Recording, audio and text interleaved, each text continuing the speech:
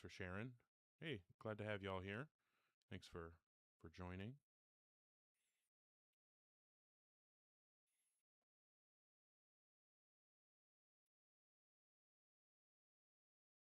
Oh, not ready for Monday to be tomorrow already. Oh, glad to have you here from Romania. Thank you.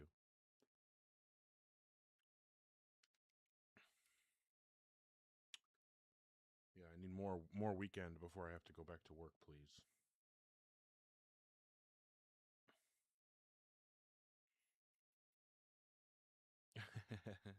Appreciate that. Life's a glitch. Hey, Monkey Boy, saw you on Unapologetic today. That was fucking awesome. I remember watching a live where you were talking about trying to see if that could happen, and there it is. It happened. That's awesome. No, atheism does not rely on an eternal universe. I don't know personally if I consider that moving up, but I do consider it, well deserved recognition. No, Aroma. Created and eternal, or created and infinite, rather, aren't the only options. Appreciate it, Monkey Boy. Mm, okay.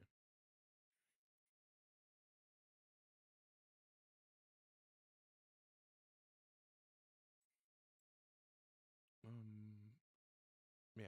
All right. Yeah, gibberators, spammers, they're all over the place, unfortunately. Hey, what's up, Catholic Thinker, Poopman Jones, Angry Atheist? Glad to have y'all here. Um, I didn't realize that I had done this initially, but a bit of a jump scare. We did a beard trim, but yeah, the CIA files say that God's real, so God must be real. Well, I don't know what OCIA is, but whatever that is, hopefully it goes well for you.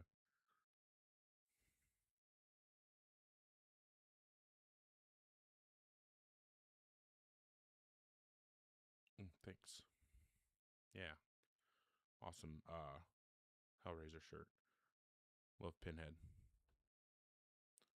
Psychophysical harmony. I think it's probably one of the best arguments for God that's out there right now, and it's still a terrible argument.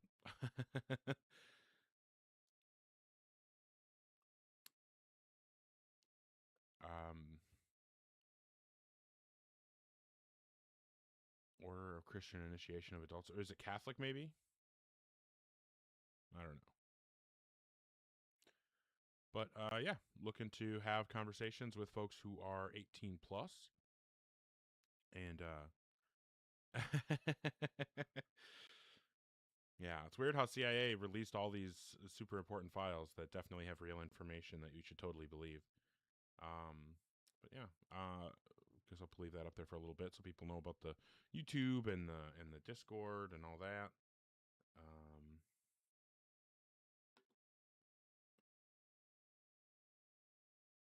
there we go. What is happening? Copy,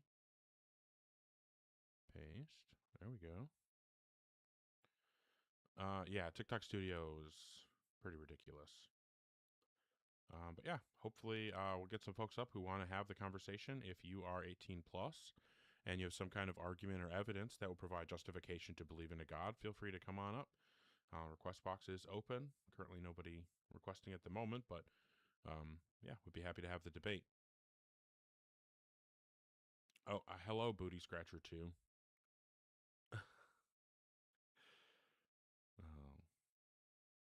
The second of the illustrious Booty Scratcher line. Okay, but yeah, I'm surprised. Typically, we get people requested up pretty quickly, but shouldn't take too long, hopefully. If you are 18 plus and you have some kind of argument or evidence that you think provides rational justification to believe in a God, feel free to request up. I'd be happy to have the conversation. Thank you very much, everybody, for the support. Appreciate you, Oppo, Luna, Life's a Glitch, WB, Bradley N, All Religious Rejects, Poopman Jones, thank you so much. Sayla, Both Sides, All Religious Rejects, Poppy Loco, Drew, Drewski, excuse me. Thank you very much. Bob is Anti-Theist, and Sayla, thank you so much for all the support. All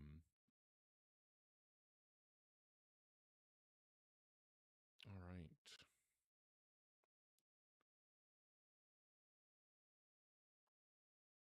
Oh.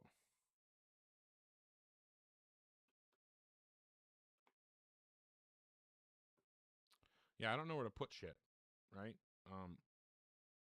Like, oh, I changed it so it can't. I don't know where to put anything. Like right there. It's probably the best place for it, right? But if you are in the guest queue or thinking about requesting, make sure that you are 18 plus and that you have some kind of argument or evidence that will provide justification for a god. First, though, I want to say thank you massively to Just a Decent Dude. Thank you so much for supporting. I really sincerely appreciate it. Oh no, you're good, Poopman Jones. I'm just fucking around. I don't know what to do with it. Something like that. I don't know. I just want people to know about the YouTube, the Discord, and then I did throw the PayPal and Venmo on there just in case anybody feels so inclined as to support in that way. If not, no worries. Definitely not something that I expect or anything like that. But either way, if you are, as I probably already said, if you're in the guest queue or thinking about joining, make sure that you're an adult and you have some kind of argument or evidence that will provide justification to believe in a god. So we will bring up the first guest. Hi, Dale. How old are you? 30. I'm sorry? 23. Okay. And what god do you believe in? So I'm not particularly religious. I like Christianity as a, if I had to pick, but I Yeah, I'm don't just asking which identify version as of a God you Christian. believe in. I just believe in an omnipresent source, Okay, like an all good, all knowing, all powerful God that created and sustains the universe, something like that? Or like a mind? Not necessarily. I just believe in a creator, that is responsible for like all of existence in life. Right. Is it like an immaterial mind that created and sustains the universe? Or is it like just like an alien? Or So what I believe in is something that's like beyond our five senses. That is I something just we need you to can't actually answer comprehend. the question that I'm asking you, not run off into other shit that isn't what I asked you. Can you Yeah, please answer the but question that I asked you? so then my answer would be no towards Oh, what you're asking. fantastic. So you don't actually believe in an immaterial mind that created and sustains the universe. What do you mean when you use the term mind? Okay. All right. If you are in the guest queue or thinking about joining, requesting up, make sure that you are 18 plus and that you have some kind of argument or evidence that will provide justification for belief in a God. I'll be happy to have the conversation. Obviously, if you're not able to answer the simple question of what God you believe in, there's no way that we can have a conversation. So make sure that you have that capacity.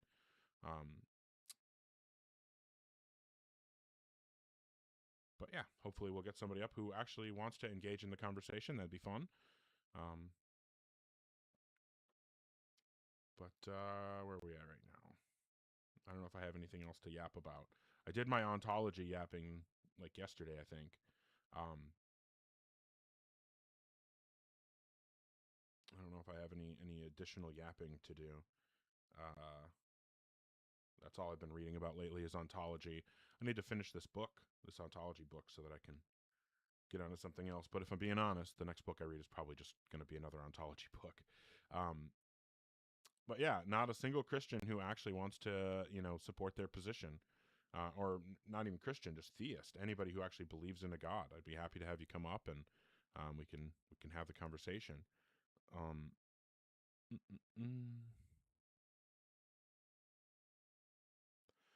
so yeah, if you are in the guest queue or thinking about joining, make sure that you are 18 plus and that you have some kind of argument or evidence that will provide justification to believe in a God. Thanks, Luna. DJ's not even requesting. Hi, Bella. How old are you? I'm 28. And what God do you believe in? I'm a Muslim. I Okay. believe in Allah. Sure. And then what would you say is the best argument or evidence that would provide rational justification to believe in a God? The easiest thing I would say is the things I wake up to. So, like the sun, the moon, the earth itself. How do these things I would provide say, how do these things provide reason to believe in God? okay, because everything I just mentioned is essential to my life. The earth, How do these the things moon, provide a and the reason to sun. believe in a God? Okay, because I know it's been since human beings since what they call it, ever since human beings was created, there haven't been anyone that we can even compare to, like, not compare, I like, still don't have any reason to think that these things hold provide on, reason to believe in God. I'm getting there. So, no, Okay, don't so get there. I don't want you to get there. I need you to be there right now and answer the question, or I'm just going to move on. Okay, I am. Okay, I so know what is the someone reason did to that. believe in a God? Okay, I know someone made these things, and it's not me. How do you know someone made them? How do I know? It's because I was told. I had a message. Okay, so anything that was told to you must be true? No, but so okay, so then how do you know that it's true that the sun and the moon were made by someone? By faith. That's what faith is for. Okay, so then you don't actually have a reason. You just believe it even though you don't have a reason, right? No, I do, but if okay, so then if you have a reason, then you can give me the reason. And I just told you. No, you didn't. You said faith. Faith is the excuse people give to believe things that they don't have a reason to believe. I'm asking, what's the reason to believe? Faith is not a reason. No, okay. The reason I believe this is because nothing comes to you for free. So what does it mean to say nothing comes to you for free? I don't understand how that's irrelevant here. Meaning, I had never, my whole life, I never lived where, I never experienced getting something for absolutely free. I don't know what this has to do with believing in a God, Bella. Like, what the fuck are you even talking about at this point? Like, why can't you have the same conversation that I'm having? Brother, you're being closed-minded. That's I'm being so closed-minded. Well, I'm still just waiting to hear one reason to believe in a God. And we've been doing this now for a while. You still haven't given me any indication that you even understand what it means for something to be a reason to believe in something. So I'm just going to ask one more time. If you can't give me a cogent answer, I'm just going to move on. What is a reason to believe that a God exists? Okay, a simple reason. My light, for my light to be on in my house, I have to pay my light bill. I don't have to do that when I go outside. And I have. How does this provide a reason to believe in a God? Because you or I didn't create the sun. So what? How do you know that somebody created it? Because I was instructed and showed proof. Okay, no, what was the proof? you wouldn't accept my proof because you don't have faith. So then you don't have any. No. Okay, if you have actual evidence for the position, provide that or I'm moving on. Okay, so three things. You see all these religions that you hear of, right? So provide the evidence or I'm moving on. The evidence is simple. You talking to me right now is evident to me. Okay. This was. If you are in the guest queue or thinking about joining, make sure that you are 18 plus and that you have some kind of argument or evidence that would provide justification to believe in a God. Yeah, apparently if somebody says something, then that means that it's true. I guess that's how it works.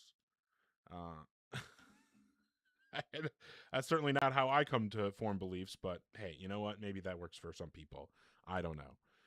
If you're in the guest queue thinking about joining, make sure that you're an adult and have some kind of argument or evidence that justifies your God belief. Hi, Matthew. How old are you? I think you don't believe in God because you're okay. Well, you're a child, so I don't really care what you think. If you're in the guest queue or thinking about joining, make sure that you're an adult and you have some kind of argument or evidence that will provide justification for your God belief.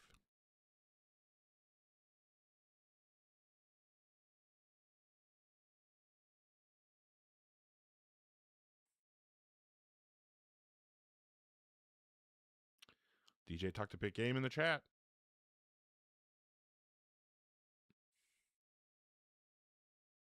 Nothing? Well, apparently DJ doesn't actually want to have the conversation.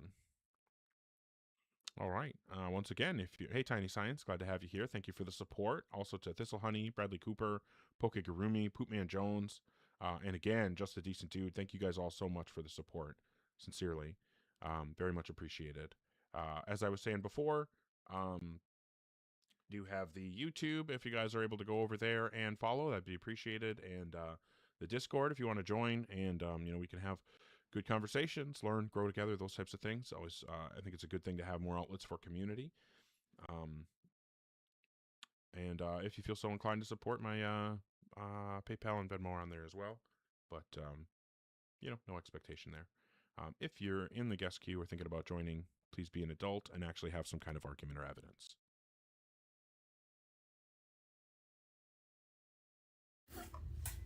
Hi, Xavier, how old are you? I'm 30 years old. Okay. And which version of God do you believe in? The Christian Judeo I guess the Christian Judeo. I forget how it's pronounced. There is no such thing as Judeo-Christian. That's an oxymoron. It's a contradiction. So what God do you believe in? Like, you can't believe in the Jewish God and the Christian God at the same time. I guess Jehovah God. Jehovah is a mistranslation of a transliteration that doesn't mean anything. What God do you believe in? You a fat ass nigga, bro. Okay, well, hey, I mean, if you don't even know what God you believe in, then I guess I understand why you get mad. Just LARPing, I guess. Hey, Lobes. Yeah, if you're in the guest queue or thinking about joining, make sure that you're an adult and you have some kind of argument or evidence that will provide justification to believe in a God. Thank you for the support to Neurospicy Cat Lady and Lobes. Appreciate you both.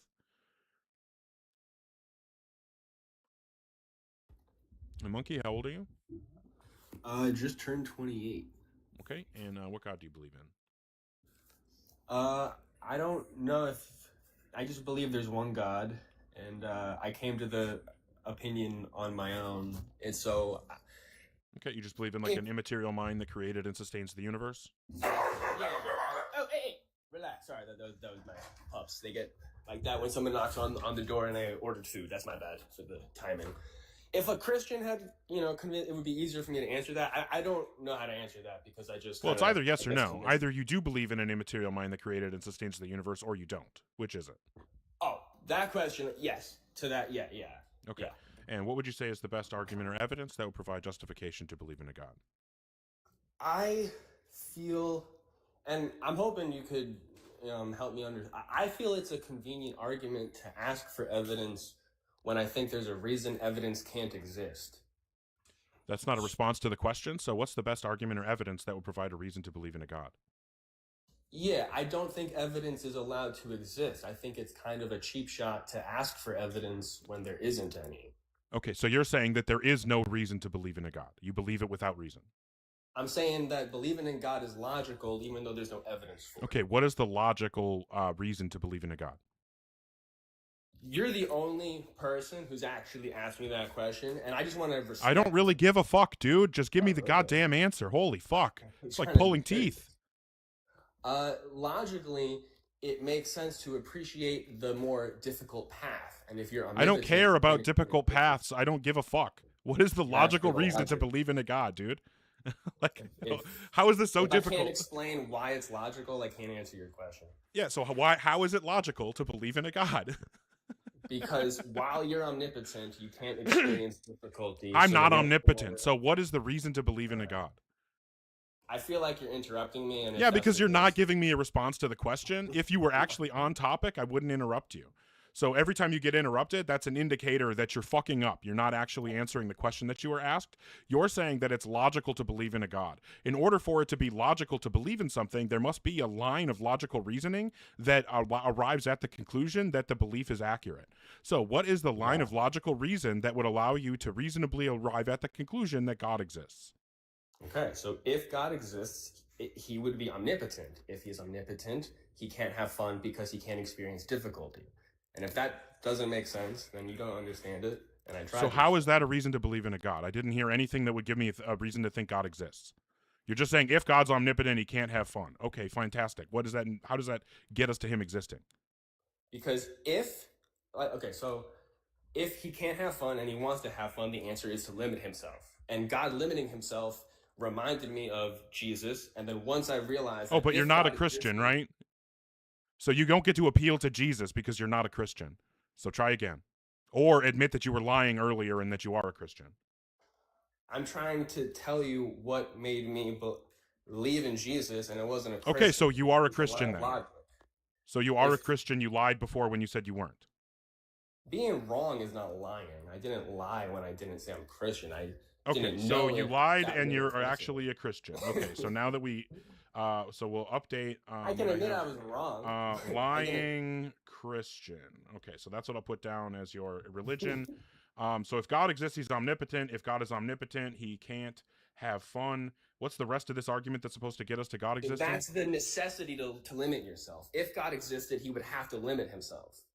And that is logically why Jesus So Christ why? was the How does any of this get us to believing in God? How does any of this give us a reason to believe in God? Like, let's imagine I agree with you. If God exists, he's omnipotent and he has to limit himself. Where do we go from there? How do we get to God existing? Like, I still haven't Well, heard anything that even The is an only attempt. religion that acknowledges the act of limiting yourself is the story of Jesus Christ. I don't care. How does this give us a reason to believe in a God, dude? Like, what the fuck are you talking about? What are you even talking I feel about? Like it should be obvious at this point. No, it's not. It's not at all. I don't see any reason to believe in a God. You're not as smart as you think you are. That's I the don't. issue I don't have. think I'm smart at all, and maybe I'm even dumber than I think I am. That's fine.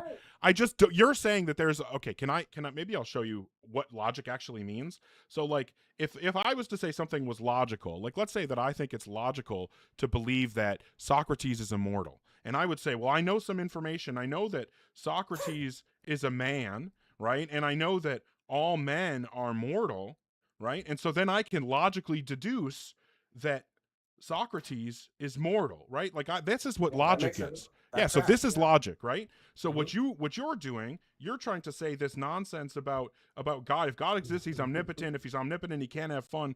Like, eventually what we're trying to do is get to the conclusion God exists. So how do we get to God exists from these if-then statements? Well, you get to the realization that it's a convenient argument for you to ask for evidence when Schrodinger's cat proves that evidence and face are contradictory. Okay. All right. I'm so sorry that it took me this long to realize that you're just a troll. So I apologize. I will move on. Obviously, it has to be rage bait. There's no way that somebody's actually that stupid. Like, no chance is anyone actually that fucking dumb. All right. Lied about being a Christian, then just rage baited about omnipotence. All right. So if you are in the guest queue or thinking about joining, make sure that you're 18 plus and you have some kind of argument or evidence that will provide justification to believe in a God.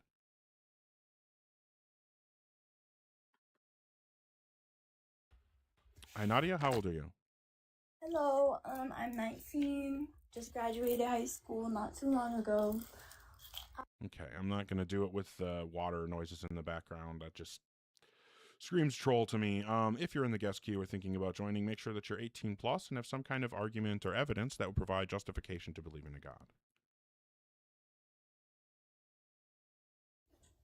Hi, Knockout. How old are you? I'm 21. Okay, and what God do you believe in? Jesus Christ.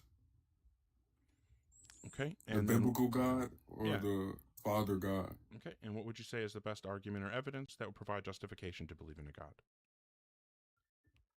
I would say older scripture and the shroud. Well, we can only talk about one thing at a time, so what do you want to discuss? Let's discuss the shroud. Okay, well, how could the shroud possibly give us reason to believe in a God? Due to its supernatural things that was put on the cloth. Well, it's actually just paint. So it was painted with red ochre, and it's known forgery. It was known when it came out in the 1300s that it was a forgery then. That's why the anti-pope at the time declared it a forgery and said he knew who had forged it. That's also why the type of cloth that the painting is on is a type of weave, like that type of fabric weave didn't exist for 800 to 1,000 years after Jesus supposedly died. So, I mean, it obviously couldn't have existed anywhere near Jesus's lifetime. Unless you know something that I don't. What would make us Yeah. think that that kind of fabric actually did exist in Jesus' lifetime? Yeah, you gave me a couple. I want to mention the Pope first. The You said anti-pope? the Pope. Yeah, the Pope. I haven't heard about this Pope that said the shroud is man made. Yeah, the anti-pope at the time, anti-pope, Shroud of Turin. I don't remember his name. Anti-pope Clement VII, um, in the late 14th century, late 1300s. Local bishop reported the cloth was a clever painting, and Clement said, "Okay, well, we can't display it as being real. It should only be viewed as a representation of Jesus's burial shroud, like an artist rendering of what a Jesus's burial shroud might have been like. It should not be understood to actually be Jesus's burial shroud." So that was the position of the anti-pope back in the late 1300s, around the time that it was, presented. So we've known that it was just an artistic rendering since it first came into existence 700 years ago. And again, the type of cloth that it was painted on didn't exist for centuries, almost a millennia after Jesus supposedly died. So why should we think What this has about anything the to do with Jesus? What about the burning where it got burnt and there was 3 nuns that put it back together? What about it? Wouldn't that explain the new cloth? No, we're not talking about new cloth. We're talking about the entire cloth itself. The whole cloth, the type of fabric that it is, like the type of weave that the cloth is made out of, that kind of weave didn't exist. So you would need to say that someone actually invented that weaving pattern, or that weaving style, over 800 years before we have any record of it existing. So you would need to have some kind of evidence that no one else knows about that kind of fabric existed back then. Well, there were no brush strokes on the We're not talking about cloth. brush strokes. We're talking about the kind of fabric. Yeah. Yeah. So I what's the understand evidence that kind of weave existed in Jesus' lifetime? pollen that was found on No, the I'm shroud. talking about the weave of the fabric, my guy. The weave of the fabric. If your response has anything to do, it has to do with anything other than the weave of the fabric, well, you're fucking up. Okay. So what you Yeah. need to be responding about is how we know, what evidence we have that kind of fabric weave existed during Jesus' lifetime. And we know it existed after the lifetime because of what? Because the earliest record that we have of anyone knowing how to weave in that way is 800 to 1,000 years after Jesus died. What if that's just because people had found it at that time and it was, it wasn't able to be recorded before that? Yeah, so then you would have evidence that we should think that kind of fabric existed during Jesus' lifetime. What is that evidence?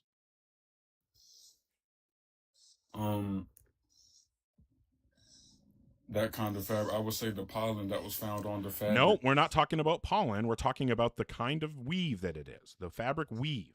Again, if your response, if you're knockout. If you say anything about anything other than the weave of the fabric, I'm just going to drop you. That's what we're talking about right now. We're not talking about anything other than the fabric weave. Do you understand? Okay, we're only talking about the fabric weave right now. Yeah, that's cool. Okay, so I need you to acknowledge to me that we're only talking about the fabric weave. Yeah, we talking about the fabric weave. Okay, fantastic. So what is the evidence that kind of weave existed during Jesus' lifetime? There's some evidence out there. Can I come back? Would you bring me back up? I mean, I guess you could come back in like a couple weeks or a couple months or something if you have something different. But it sounds like you don't have any evidence for it. Like 10 minutes. Okay, well, I mean, I don't know. I mean, I guess if you want to, I can't guarantee when I'm going to bring you up. I don't want to look it up on the live. I don't want to look it up like while I'm here. I can already tell you that it doesn't exist. I mean, if you want to waste your time running around looking for it, I guess you can. But I can already tell you that not only myself, but a lot of people have done a lot of research into this, and we already know that there is no such evidence. That evidence doesn't exist. I actually have a lot of evidence myself. Okay, 20 years worth. So here's the deal that we'll make, Knockout. When you can come back in like whatever 10, 15, 20 minutes, whatever, that's fine. But if you come back with anything other than, like, there's only 2 things that I will accept when you come back. Either specific demonstrable evidence that kind of weave existed during Jesus' lifetime, or a concession that the Shroud of Turin can't possibly have anything to do with Jesus. Those are the only two things that you can come back with, okay? Okay, so basically, I would have to show you that it based in 1200s, right? What? Or I would have to show you that it was around in like the 1200s. No, around Jesus's lifetime in the 1st century CE.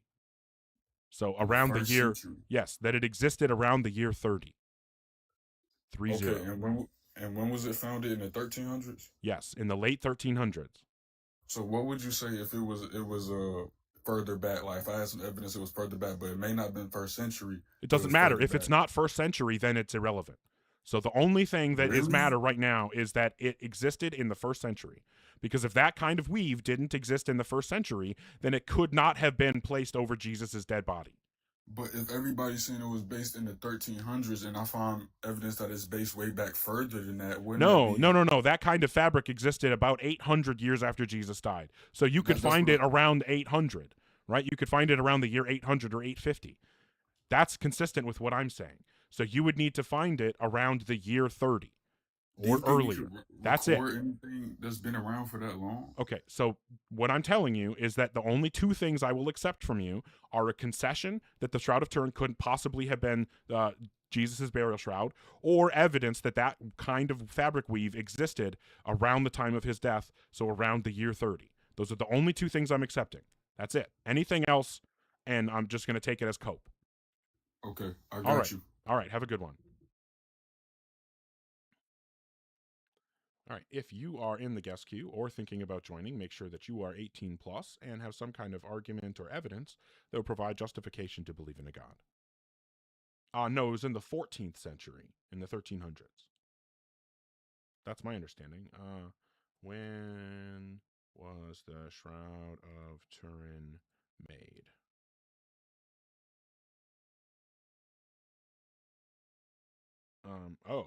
Apparently it could have been made as early as 1260, as late as 1390.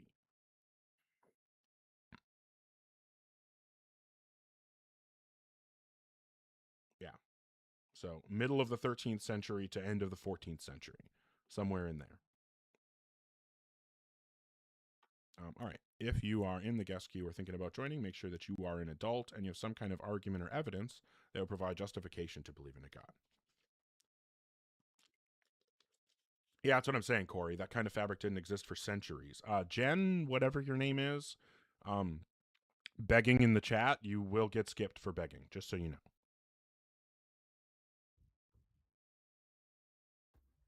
Hi, Fasting, how old are you? I'm 20. Okay, and which God do you believe in? I believe in the monad, What monad? the supreme ultimate divinity. Is I this- just wanted to come up on here and I wanted to say something. Okay, A well, lot we're of not going to do people- that.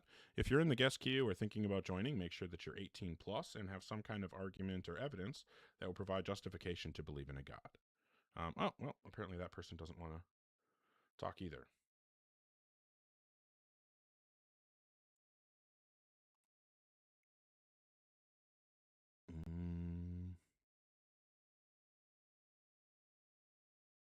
Oh, is it a Gnostic thing?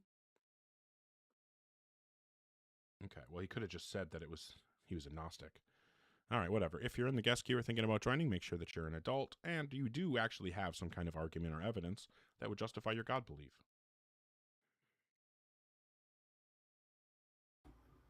Hi, Johnny. How old are you? Okay.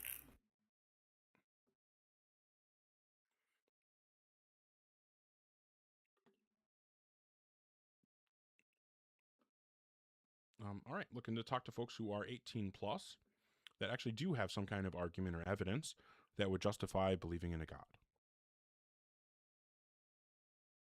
No, I kicked you because you couldn't give a direct answer.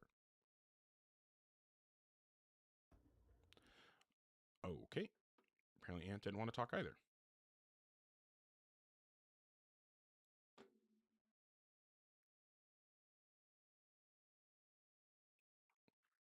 You could try again, but I'm only going to ask the question one time, and if you don't give an unambiguous, direct, informative answer, I'm dropping you again. What God do you believe in? Okay. I believe in the monad. Okay. I already told you that I don't know what that is. and that's an ambiguous answer, you can't just tell me what you believe in, I'm not going to talk to you. There's just no reason to do that. You already got explained. You just, if you're a Gnostic Christian, just say you're a Gnostic Christian. It's not my job to know of the thousands and thousands of God beliefs that people have. If you can't just tell me what you believe, then I'm not going to talk to you. Why is it so hard to just say what it is that you believe in? If you're a Gnostic Christian, just say that you're a Gnostic Christian. It's fine. You don't have to be embarrassed. I mean, you should be, but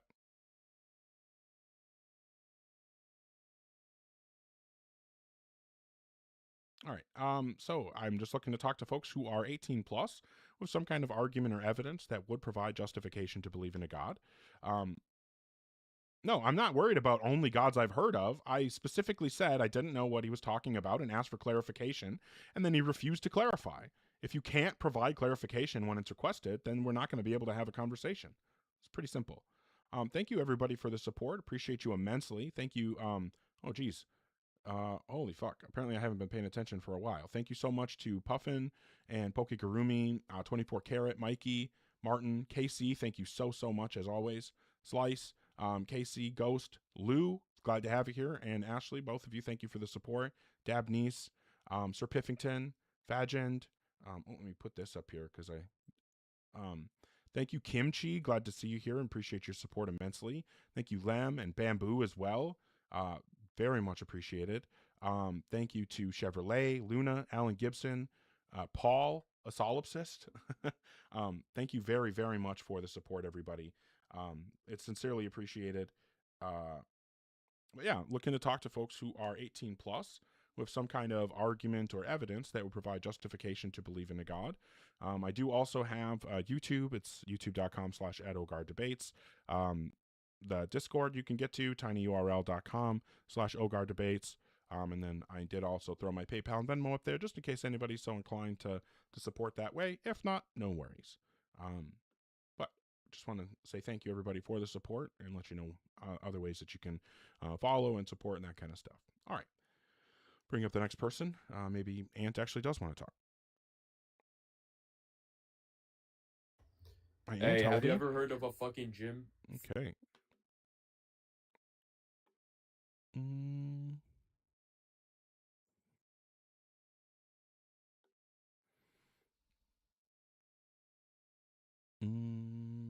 Okay, fair enough.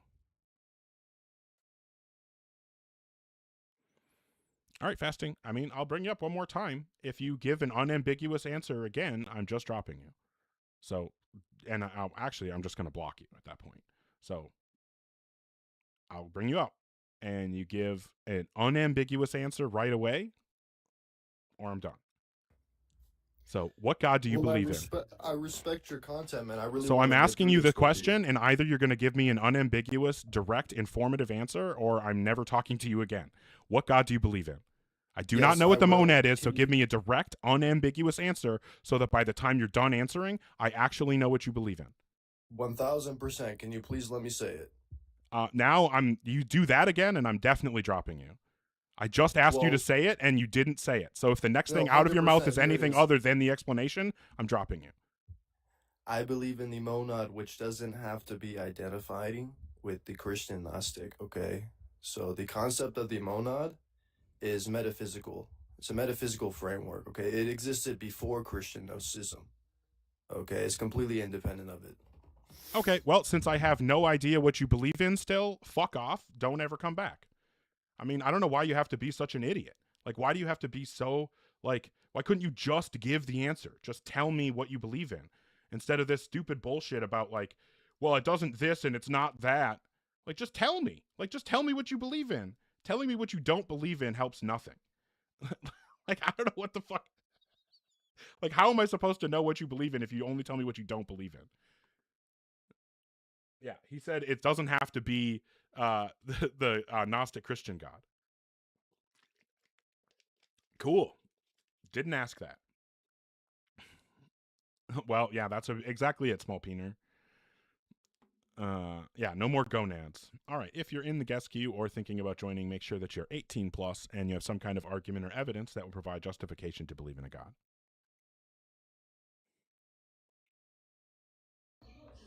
Hi, Eric. How old are you? Hey, I'm 52. Okay, and what God do you believe in? I believe in the creator of the universe, the true God. Yeah, everyone who... Okay, Christian. Okay, Jesus. I don't know why we have to do the guessing games. What would you say is the best argument or evidence that would provide justification to believe in a God? Can I ask you a question? Absolutely not. No. What's the best No? argument or Okay. evidence that would provide justification to Okay, believe in so a I God? won't be able to, okay, so no conversation. It's just, there's plenty of evidence regarding, the universe. It's so perfect because there's nothing that is this perfect can be created by accident. So Can you do anything about the background noise? hold on, they're watching TV in the background, so I'm actually over here and they're watching the game. So. Okay, so no, you're not able to do anything about the background noise? Hold on. Yeah, hold on 1 second. Give me 1 second.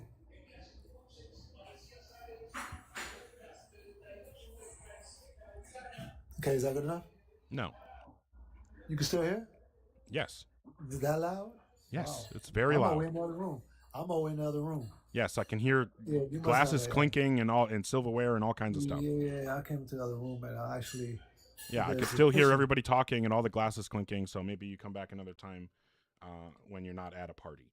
All right, if you're in the guest queue or thinking about joining, make sure that you're 18 plus and have some kind of argument or evidence that will provide justification to believe in a God. Hi, Dave. How old are you? 30. And what God do you believe in? I'm a Christian. All right. See how easy that is, everybody? Holy shit. And what would you say is the best argument or evidence that will provide justification to believe in a God? I just wanted to say that if I looked at like you, I wouldn't believe in God either. So I don't blame you at all. I don't fault you. You're probably in the basement, fucking miserable. Your life sucks, and that's why you don't believe in God. Well, so I feel bad for you, man. You know? Yeah, why would a good God do that? Yeah. Because he hates you. He hates you. Oh, only right. You, so good. you. So there's a good God that hates me. Oh, well, that sounds like a really good yeah. God. Cool. Well, you definitely convinced me. All right. If you're in the guest queue or thinking about joining, make sure that you're 18 plus and you have some kind of argument or evidence that would provide justification to believe in a God.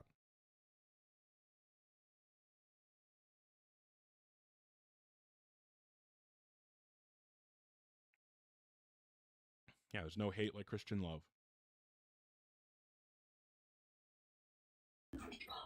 Hello. Hi, Hart. How old are you? Hi, I'm 21. When were you born?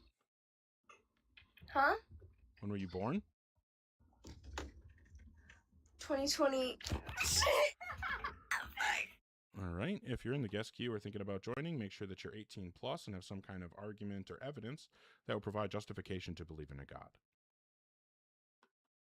Yeah, I was definitely not an adult.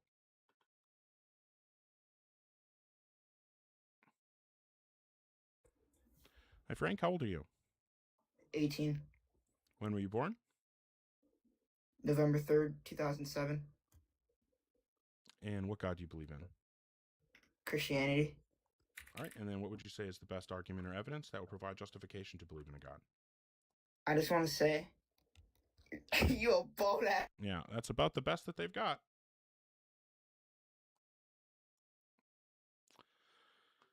Oh boy, if one more person comes up and tells me that I'm ugly and bald, maybe I'll start believing. Well, I guess there's only one way to find out. Yeah, if you're in the guest queue or thinking about joining, make sure that you're an adult and you have some kind of argument or evidence that will provide justification for your God belief. Yeah, I think it just shows you that they know that there isn't an argument or evidence for their position, right? Hey, fuck yeah. Thanks, Zero Spicy Cat Lady.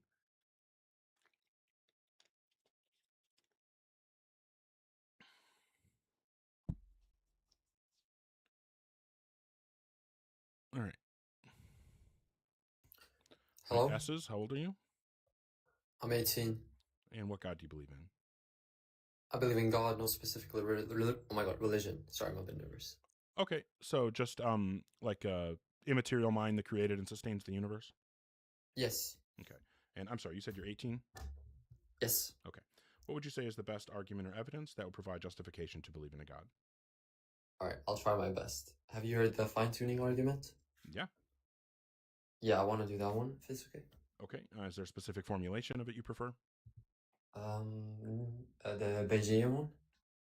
Well, I guess my biggest question, because it's basically just going to be like a low probability premise, high probability premise, conclusion, theism is more likely. Yeah. Okay. Yeah.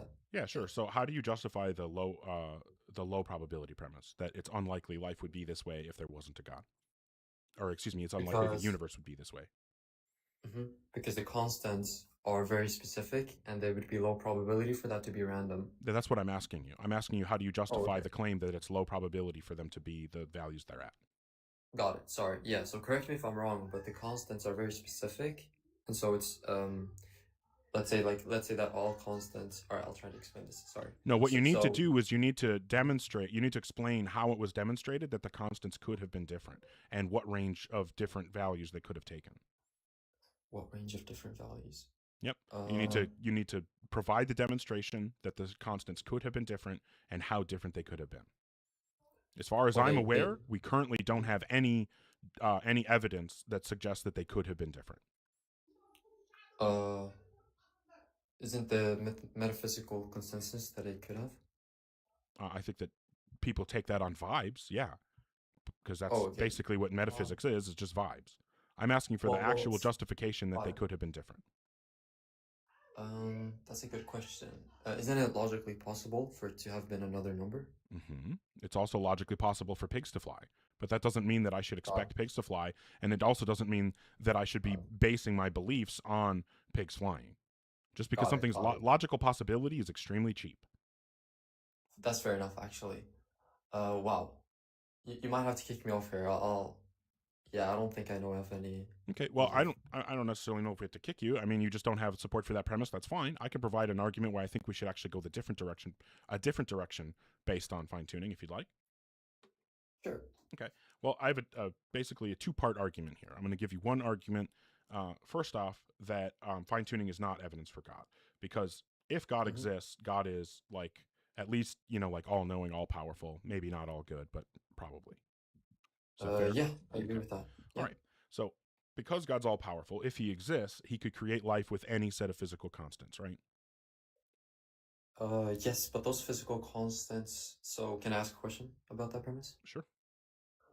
Those physical constants would still need to be compatible with life, whereas in the current physical constants are incompatible. The other ones, the other possible values are No, that's what I'm incompatible. saying, is that if God is all powerful, he could make life even with physical constants that are hostile to life. That's what it means to be all powerful. Well, isn't that a contradiction if it's hostile to life? No. Well, if it's hostile to life, then how is it compatible with life? Because God is all powerful. He could just make it work. He could make it in a universe where the physical constants are such that no atoms can form. God could force atoms to form anyway. Right? That's what it means to be supernatural and all powerful. Well, I don't think God can defy logic. I'm not talking about defying logic. Oh, okay. So you're saying that for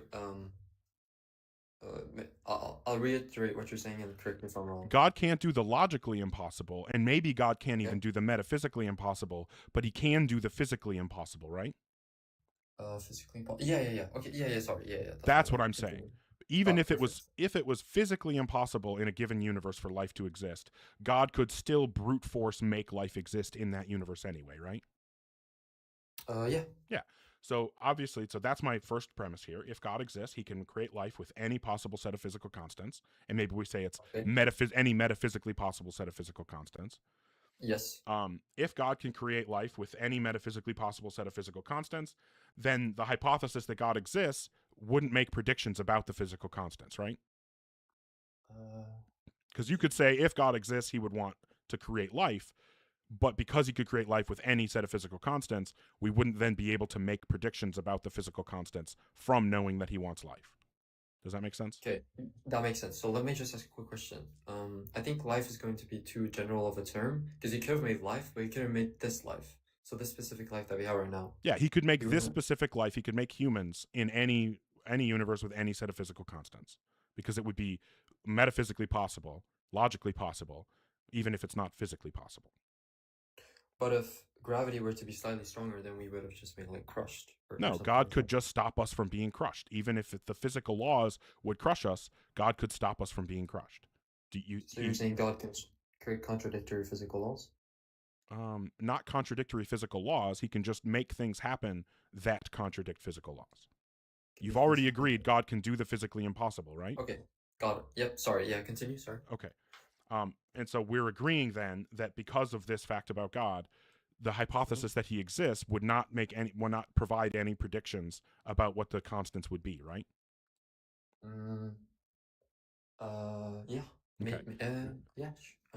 Well, yeah, it wouldn't sorry, predict yeah, any yes. set of physical constants because God doesn't need a No. specific set of physical constants to make any life he wants. Yes, you are right. Okay. You are right. And if theism doesn't predict fine-tuning, then fine-tuning can't be evidence for theism.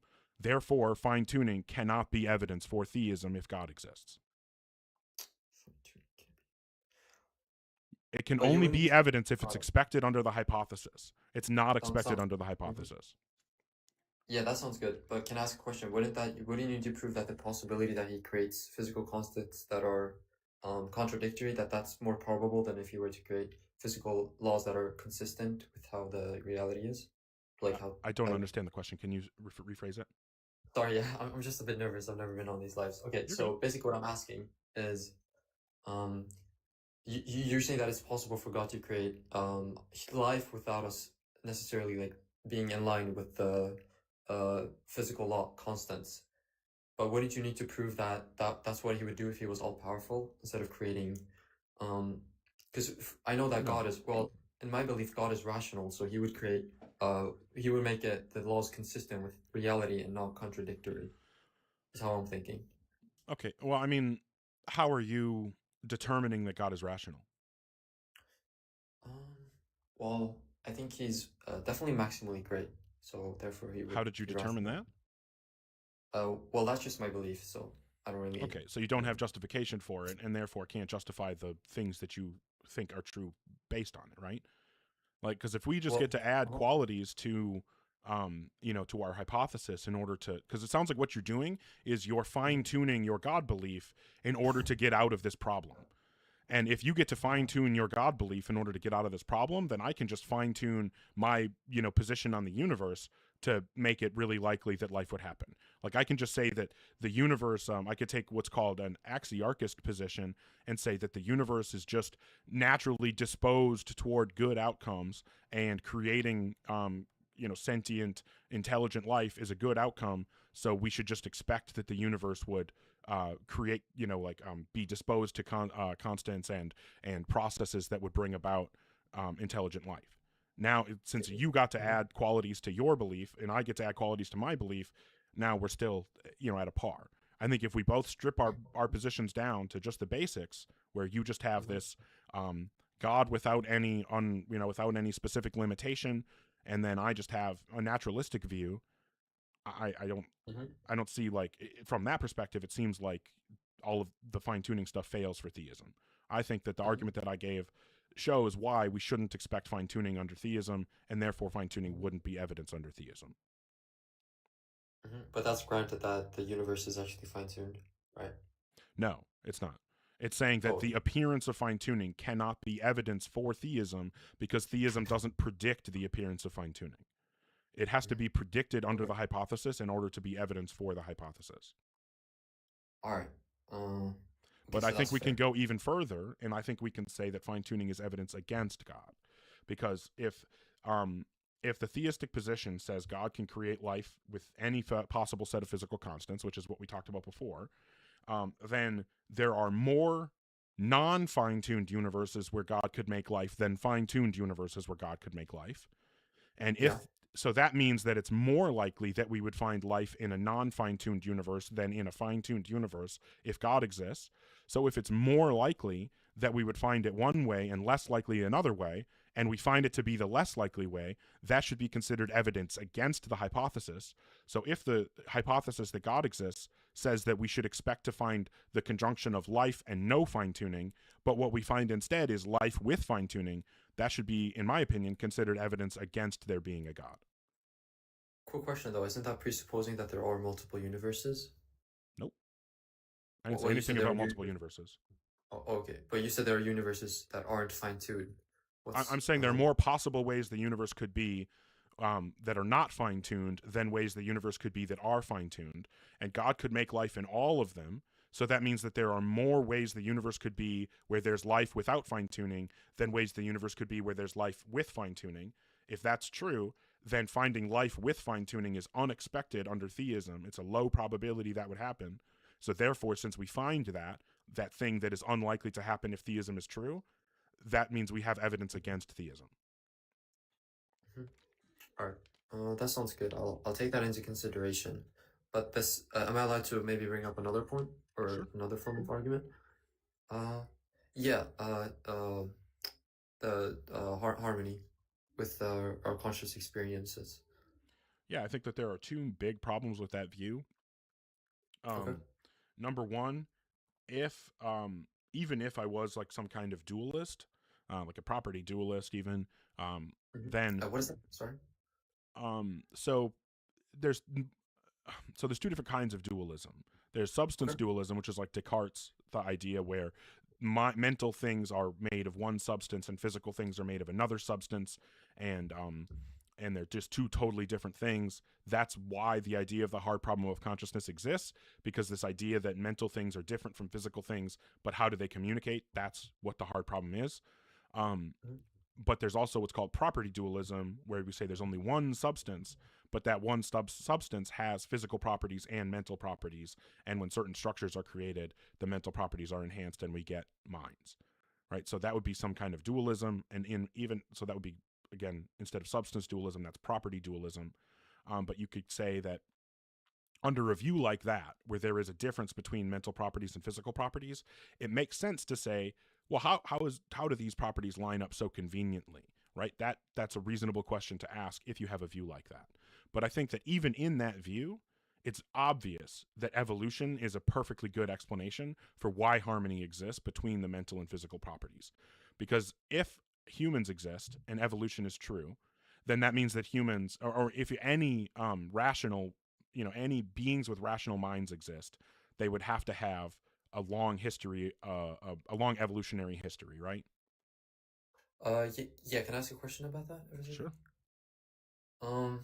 But I wouldn't see how evolution necessitates that our harmony aligns with reality. Yep, that's what I was about to explain. Yep. Oh, okay. Yeah, go for it. So if we agree that rational agents, beings with complex enough minds to have rational thought, would have to have a long evolutionary history, that means that there must be somewhere back in the ancestry of all rational beings would be the first minded creatures, right? Or the first things that have proto-minds.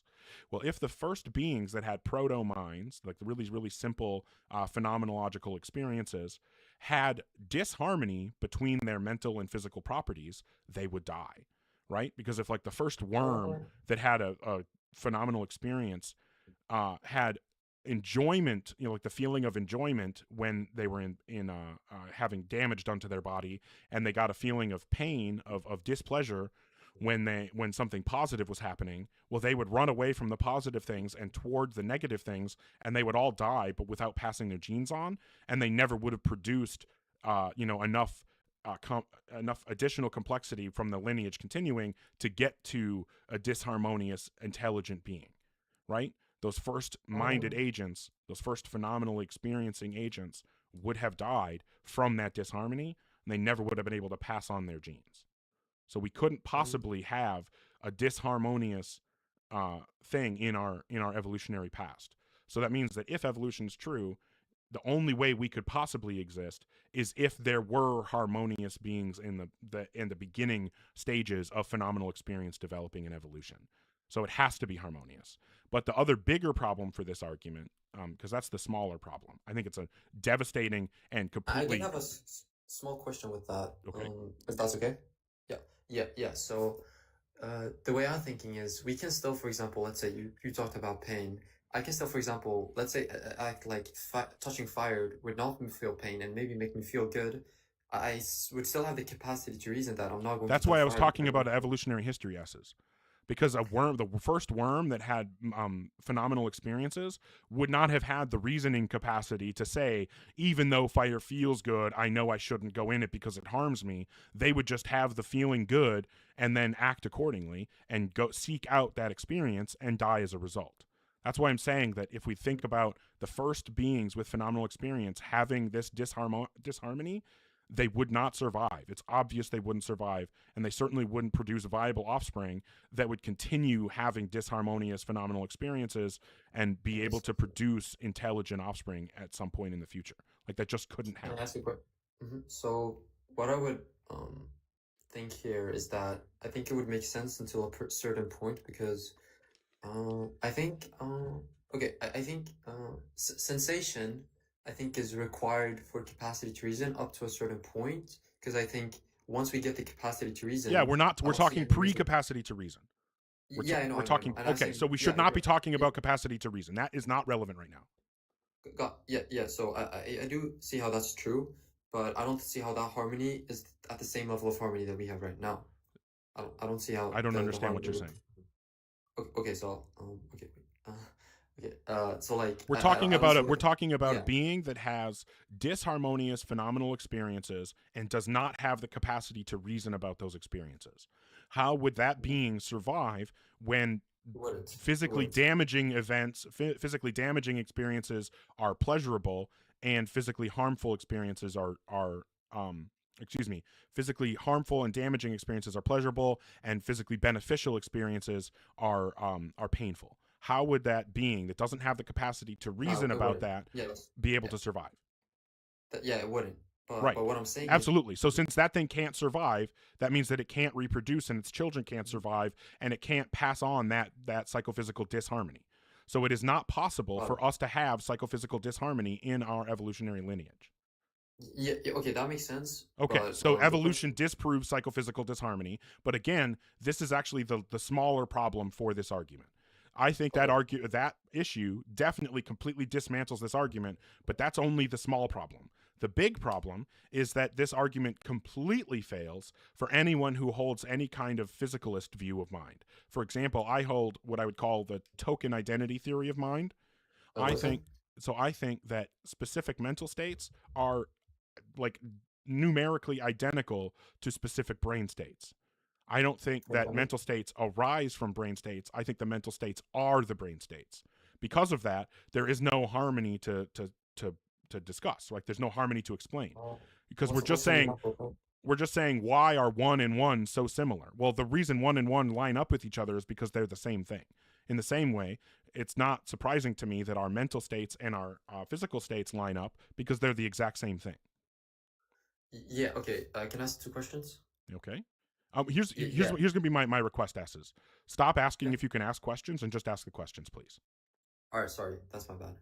Just a bit nervous. So the first question is, I do agree that we would necessarily need to have a harmony, but I don't see how the harmony would be at the level that it currently is at under the explanation you gave. Under what explanation? Under evolution? Yeah. I'm saying that if there was any disharmony in our evolutionary lineage... That's not what I asked. Okay, so then I don't understand the question. Okay, sorry. Yeah. So the harmony, I agree that is harmony, but I don't see why the harmony would need to be at the level that it currently is. What do you mean by at the level? So like how good it is, if that makes sense? Nope, I don't understand. Okay, so like, for example, I know that touching fire is gonna cause pain, but it's not like my harmony is perfect to the level where, for example, doing harmful stuff such as drugs, that's still gonna feel good. So the harmony isn't perfect. So I'm just trying to understand the level of harmony that is expected under this worldview, if that makes sense. No, I don't know what you're asking. It sounds like you're just giving another reason to think that this psychophysical harmony argument fails. All right, you know what? Evolution only expects this harmony if there is actually a difference between mental and physical things, and there needs to be something that causes harmony between them. Evolution would only expect that harmony to be at whatever level is necessary for things to survive and pass their genes along to viable offspring. We wouldn't expect it to be perfect. We would just expect it to be good enough. And that's what we see. Yeah, and what I'm questioning is basically, I don't think what the current level, the harmony, how good it is right now, I don't think that's necessary. I think it's above it necessary. How would you demonstrate that? Okay, let me try and think of an example. So let's say, stubbing your toe isn't deadly, but it still hurts. And? But why is our harmony, why does it signal pain if it's not deadly or harmful? Well, yeah, that sounds like a disharmony. That sounds like you're pointing out an instance where something causes more pain, a worse, more severe pain and experience than would be justified if those experiences were defined by some kind of creator, right? Like if you were if we were programming a sentient robot that had the ability to feel things and respond accordingly, we would make stubbing their toe feel a lot less painful than it feels to us, right? Yeah. Because we yeah, wouldn't want them yeah. to stub their toes, but we also wouldn't want it to be such an excruciating experience. And the fact that it is an excruciating experience for us, even though it's not actually all that harmful most of the time, I think that's hurt that much. Well, I don't know, man. Anytime I ever stub my toe, it hurts really fucking bad. And I would say it hurts way worse than it has any reason to hurt. If that level of pain was set by an all-knowing, all-perfect designer that wanted me to have the right level of pain from the right kinds of experience, I would expect it to be a little bit better tuned. That's fair. Okay. But what I'm saying is all this stuff about evolution is the small potatoes problem with this view or this argument. The big problem is physicalist views. You would have to demonstrate that physicalism is false. Mm-hmm. Okay, got it. You said token identity theory. What's like an example of that? If you care to explain. Didn't quite get it. Well, so identity theory is just saying that mental states are identical to brain states. So there is no difference between mental states and brain states.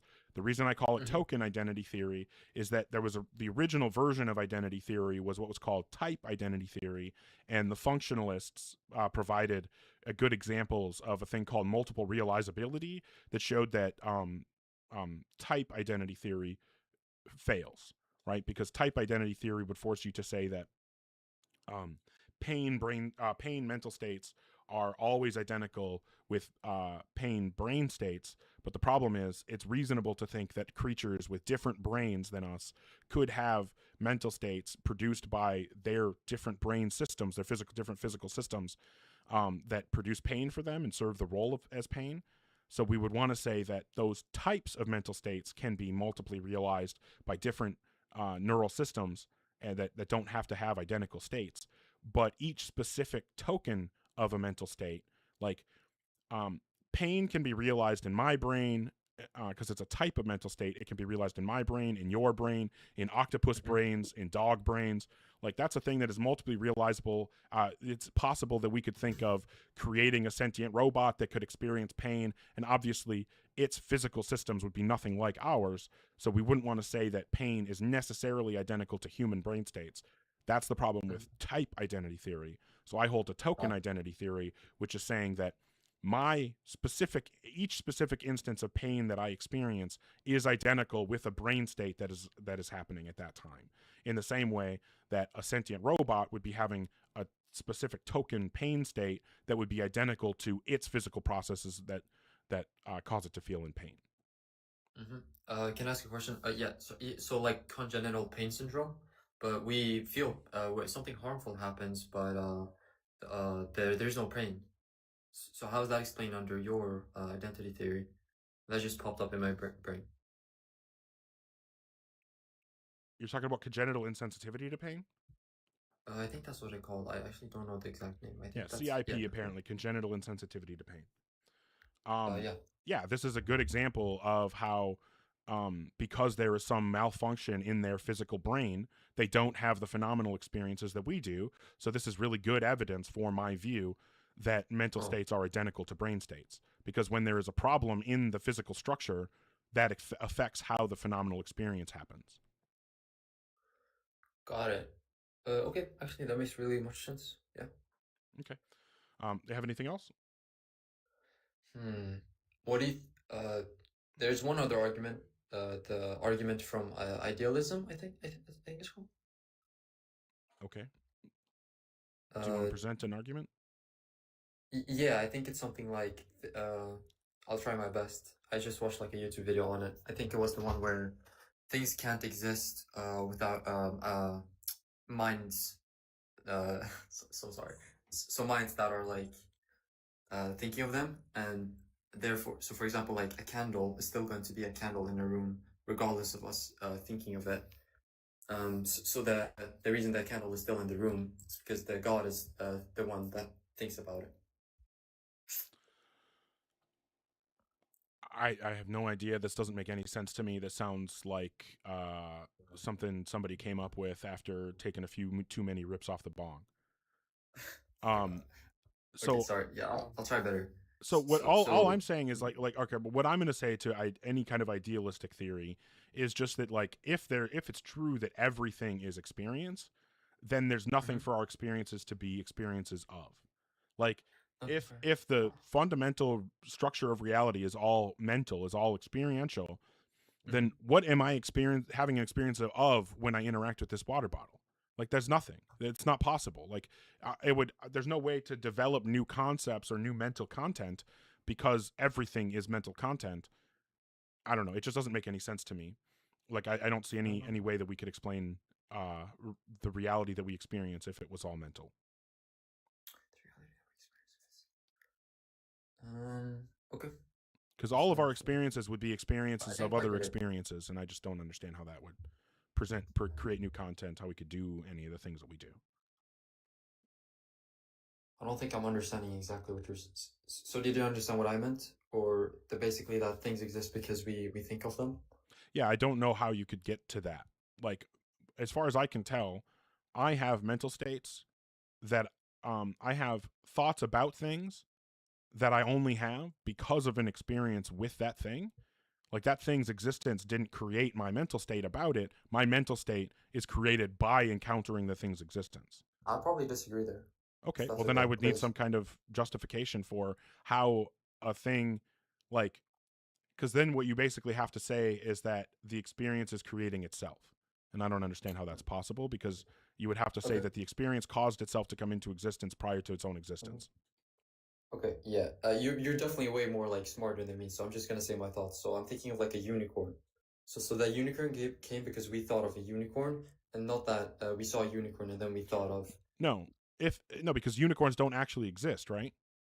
Yeah, they don't exist. Right. So we were able to take concepts of things that we had experienced in the world, like the concept of a horse, the concept of a horn, the concept of magic.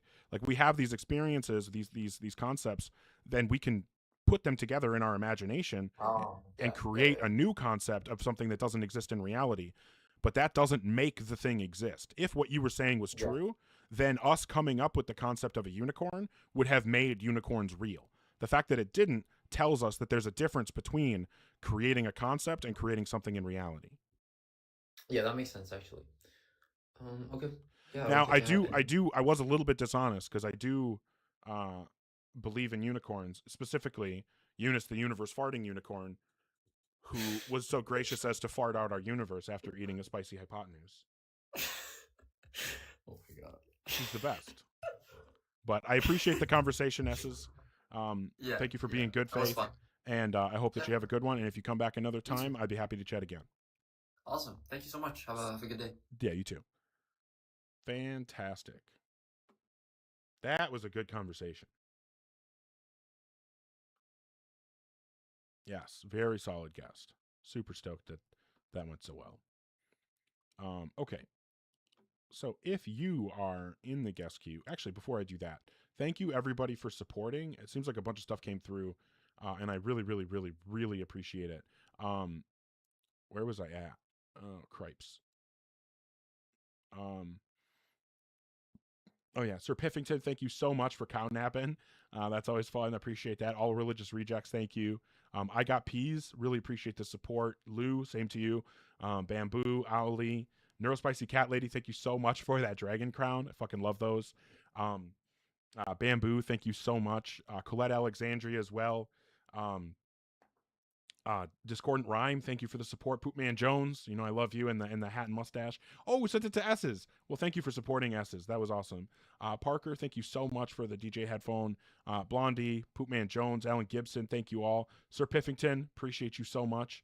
I don't know why this is yelling at me. Okay, Lou, thank you so much.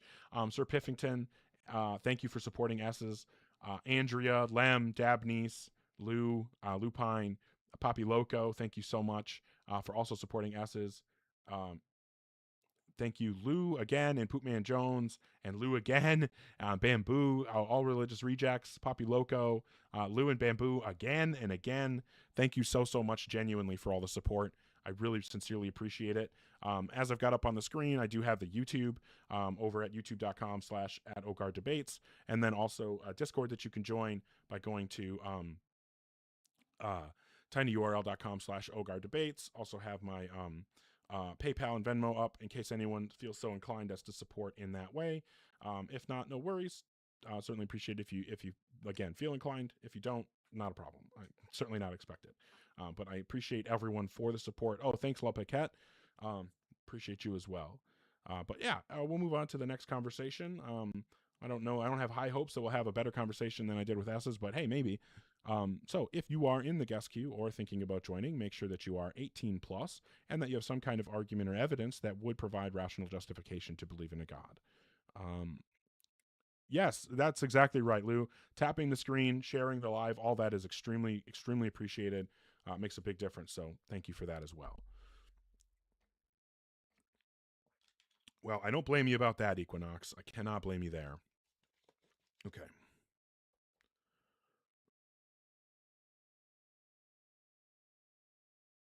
Pokegurumi, did you mean to request? Did I bring you up? Maybe it was unintentional.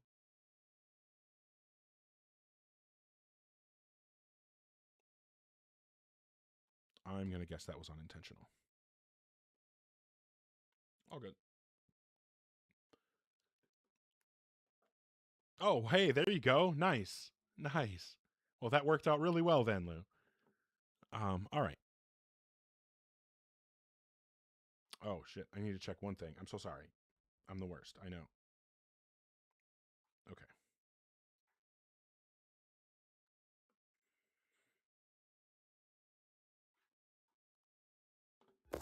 Hi, Hillbilly Jones. How old are you?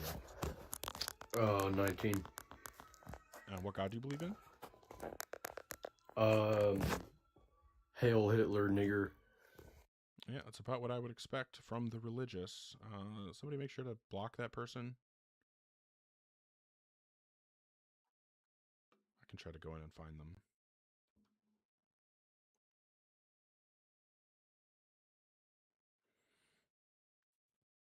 Oh, shit. That's not what I wanted. Okay.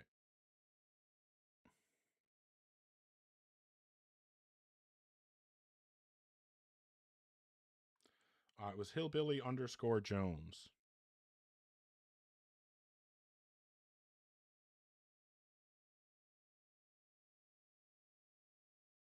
Oh, found him.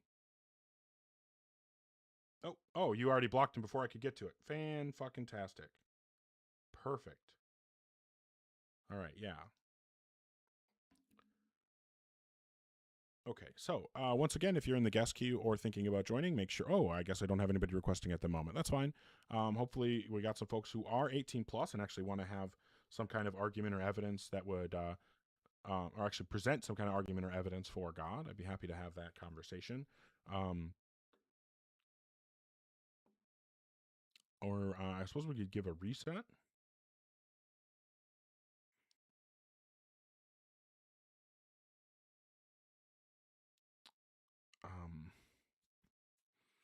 Yeah, if we don't get anybody requesting in a little bit here, I'll probably reset. Oh, hey, thanks, probably just text prediction.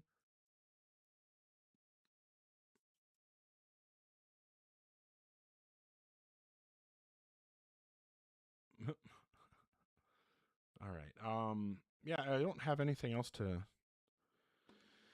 yap about at the moment. Like I said before, I did my ontology yap yesterday.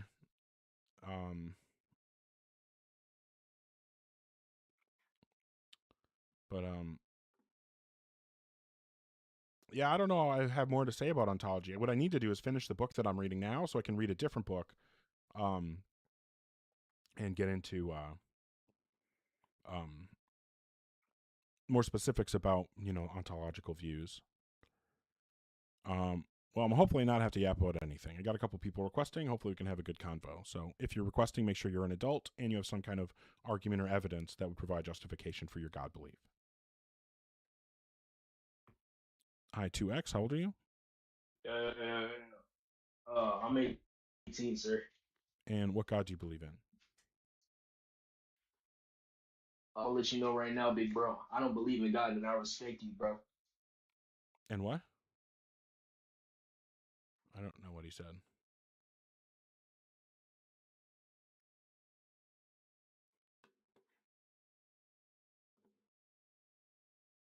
Respect? Oh, okay. Fair enough, I guess. Oh yeah, well, we're gonna go ahead and do a reset. Thank you, Sir Piffington, and probably just Text Perdition. And also thank you to Lou and Poopman Jones for supporting Pokegurumi for that moment when they might have been coming up. Starting off in philosophy, knowledge, reality, and value from Michael Humer.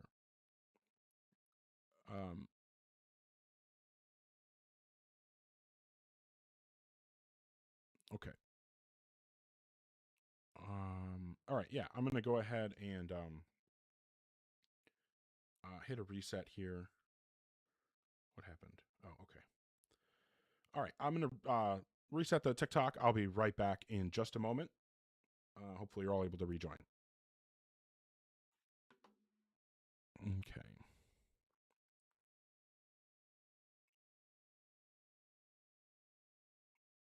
TikTok always has to be stupid for a little bit.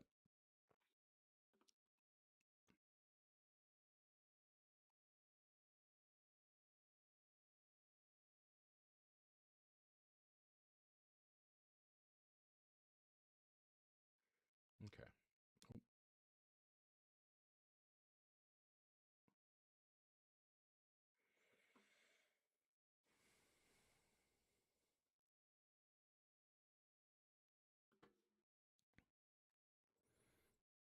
Right on. And we're back.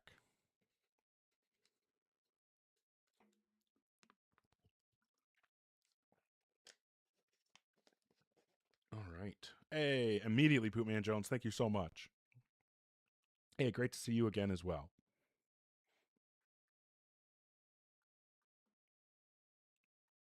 Yeah, thanks for coming in and supporting right away. I'm sure that I don't know how the algorithm works, but I imagine that helps. And tapping the screen helps as well. Thank you. Very, very much appreciated. Yeah, just got a just did a reset. Thanks, Kratos.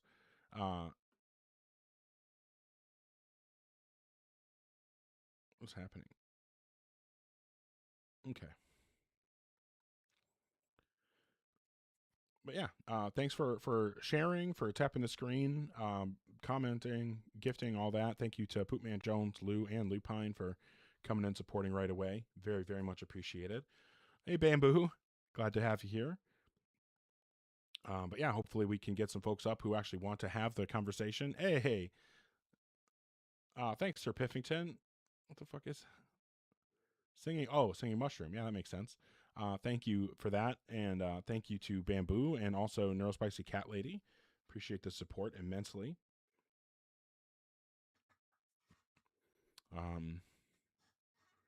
Yeah. Thank you very, very much. Makes a big difference to me. No, didn't hear anything, Pokegurumi. You just must have accidentally hit the request button when you're tapping or something. And then I tried to pull you up just in case there was something, and a couple people gifted you, so it all worked out. Hey, thanks, Casey. Appreciate it.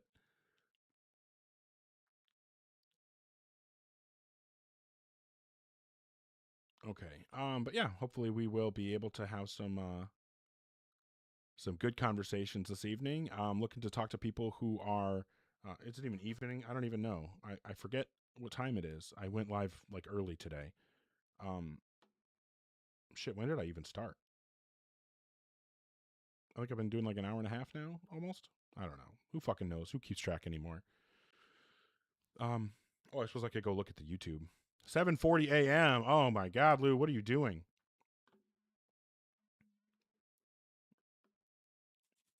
I don't know. I guess it's Monday there though. Ugh. I was just complaining earlier about Monday coming up too quickly. Well, that is extremely kind of you, Lou. I mean, I guess it sucks when so much is happening here and it's such a big difference. I have a friend who's Australian, and sometimes like finding time when we can hang out and talk online is really tough because, you know, he's sleeping through most of my day.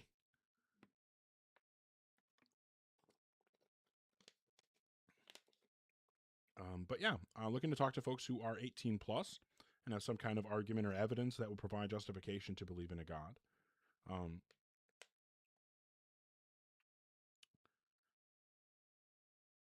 Wait, is Lou Australian or Kiwi?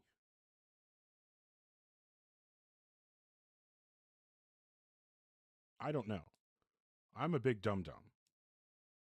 Oh, you're Aussie. Oh, I don't know why. For some reason, I had it in my head that you were Kiwi. Fair enough. I apologize. No offense intended.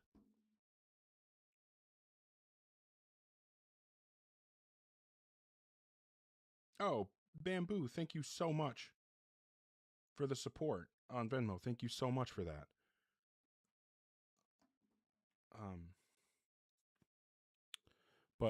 Okay, well, we'll try to see if we can have some good conversations here.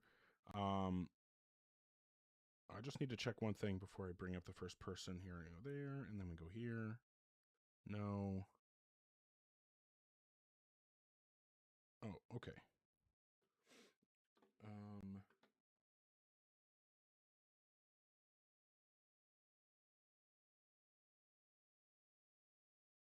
Here. And there. Perfect. Hey. Stop leaving. I just reset the live.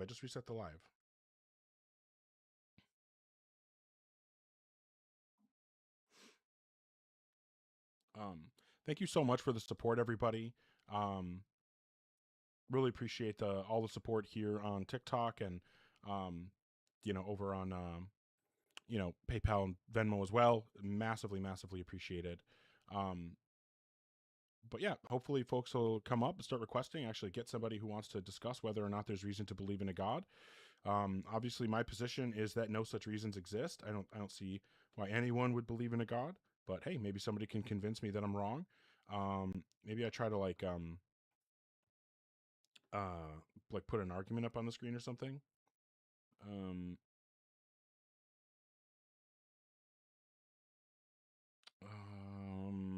I really like the causation one, but I feel like I need to adjust it a little bit. But if you want to discuss, if you're 18 plus and you have an argument or evidence for God or want to discuss arguments against God, feel free to request. Be happy to have the debate. I think causation is a good reason to think that God couldn't possibly exist, because as far as we know, causation is a thing that involves spatiotemporal relations, right? Something has to, either an event or an object has to have a spatiotemporal relationship with another event or object in order for one to cause something to happen with the other. And if that's the case, that all causes are spatiotemporal, then that means that causes can only happen in space and time. So if there's a thing that's not in space and time, that thing would not be able to have to stand in causal relationships, right? It wouldn't be able to be a cause or an effect. But if God created the universe and God is outside the universe and therefore outside space and time, so he couldn't be a cause. So he obviously can't be a cause of anything, which means he can't cause the universe, which means that the universe, that he doesn't exist, right? Because if God exists, he did cause the universe to come into existence. So I think like causation itself is a good reason, like the concept of causation itself and our understanding of it is a good reason to think that there probably isn't a God. We'd have to be, yeah, and that's a good point, Jeff. Things can't exist for 0 seconds. That's just the same as not existing. Now, there are people who are going to say, well, abstract objects exist, but they don't exist, in space or time. But the thing is, abstract objects they also can't have causal relationships, right? Like numbers don't cause anything.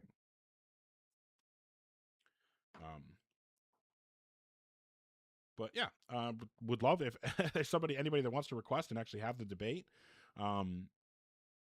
Yeah, I agree. God doesn't exist. But yeah, if you are 18 plus and you have some kind of argument or evidence that would provide justification to believe in a God, feel free to request. I'd be happy to have the debate. Did get to have one good conversation today, so that was nice. but nothing since then. So yeah, hopefully somebody will come up and actually want to have the debate. Thank you to Lou for the support. Thank you so much. Lem, Pokegurumi, Mr. Christ, appreciate you. Thank you, Dabnese, as well. Oppo, Broken Tree Branch, KC, Neurospicy Cat Lady, Bamboo. And again, Bamboo, thank you for the support over on Venmo. Sir Piffington, Lupine, Lou, Poopman Jones, appreciate you all so much. Well, I sincerely appreciate that, Lou. Like, it still blows me away the amount of support that you guys show to me, and I'm genuinely so grateful. But yeah, hoping that somebody will come up and actually have the debate. That would be nice. Bamboo, you're too kind. You're too kind. Well, that means a lot to me, Lou. It genuinely does. Also, thank you for the new followers. Looks like we maybe, depending on how the rest of the live goes, it could go up to we could get to 6,100 tonight, which would be amazing. Hi, Chad.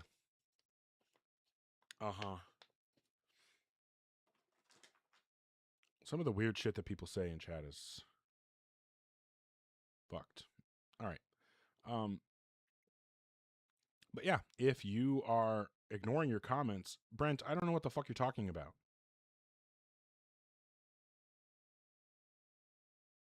What is this guy talking about? Oh, he just doesn't understand geology. Got it. Hey, glad to see you over on YouTube, Discordant.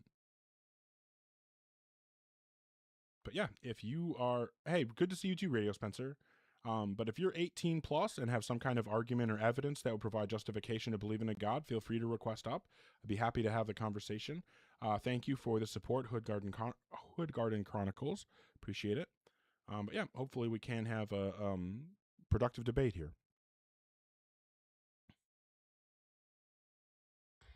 Hello, sir. Hi, Luke. How old are you? I'm 21, but I think I know some things. Okay, what God do you believe in? I believe in the Christian God. All right, and what would you say is the best argument or evidence that would provide justification to believe in a God? I think there's historical evidence. I think I shouldn't use the word I think, and I'm not super well educated on this topic, but I can say a few tidbits on what I think or I know. Yeah, I'm just asking you to tell me the reason why I should believe in a God if I want to believe things that are true. Okay. The apostles, they all had similar accounts of Jesus, like Jesus' resurrection. Where can I read the accounts from the apostles? In the Bible? Nope, that's not true. We don't have any firsthand accounts in the Bible. All the Gospels are written anonymously. We have no idea who wrote them. So in order for us to have accounts from the apostles, it would have to be outside the Bible. So where could I read the accounts from the Bible or from the apostles? Well, how do you know they're not from the apostles? They're anonymous. We have no idea who they're from. If they are from the apostles, we don't know that. And we certainly can't point to these things and say, well, we don't know who wrote them, so maybe it was the apostles, and then just assume that it is. We would have to have some reason to believe that. And if there was a reason to believe that, well, then the church would be saying that, biblical scholars would be saying that. Instead, what the church and biblical scholars say is that they're anonymous. So where can I go to read something that I can reliably conclude is the accounts of the apostles? Noah's Ark was found. Where can I read the accounts of the apostles? You kind of got me here because I'm not very well versed, but I thought I knew some things about the gospel, but I want to pivot my argument. That's okay. Okay, well, so you're just going to talk about the Ron Wyatt bullshit? Yeah. Okay, well, Ron Wyatt was just a con man, right? He's known to be a con man. A good example of the fact that he was a con man is that he claims to have found tracks of wagon wheels at the bottom of the Red Sea to prove the Exodus story about Moses parting the sea. You want to know why that demonstrates how much of a con man he is? Why is that? Because the Red Sea that's on the map today is not the sea that they would have crossed during the Exodus. It was the Reed Sea. We don't know exactly what body of water it was, but we know it wasn't that what we now call the Red Sea. So like Ron White was just making shit up. He's pretending to have found wagon tracks in a different body of water because he didn't know it was the wrong body of water, because he's a liar and doesn't even do his own research to make sure he's lying about the right thing. Do you, what's it called? Do you believe in Jesus being real, like a real man who walked the earth, or no? No. I don't You have don't a strong position. I don't take the affirmative position that he definitely didn't exist. I just don't see any reason to accept that he did. So I'm agnostic to whether or not he is a real person. Okay. I find it persuasive that there's so many different religions that debate the significance and the importance of Jesus. I think that's significant. I disagree. I mean- think it just means that the belief in him took hold, right? Like when you have countries, nations, empires going around the world forcing everyone to convert on pain of death, then yeah, it's going to become a ubiquitous and nearly ubiquitous religion. The belief in it is going to shape a lot of things, and then people are going to talk about it a lot. I mean, yeah, people are gonna talk about it a lot, but do you think that? I just think there's so many stories in the Bible, and then there's so many. I don't know. I just think if people are, and again, I'm not very well educated on this topic. I just, I'd like to believe that there's a God, and Jesus. I is know you real. want to believe that. I'm just asking if there's any reason to believe that a God exists. Because so far I haven't heard anything. So far I think all I've heard is stories from the con artist Ron Wyatt, and then we talked about stories from the apostles, which you agreed you don't have any evidence that it is what you thought it was. So like I still haven't heard anything that would come close to providing a reason to believe that a God exists.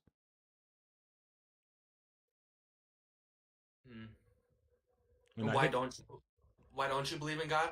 Well, because there are no reasons to take the positive position that he does exist, and there are lots of reasons to think that he couldn't possibly exist. For example, do you agree that causation is spatiotemporal?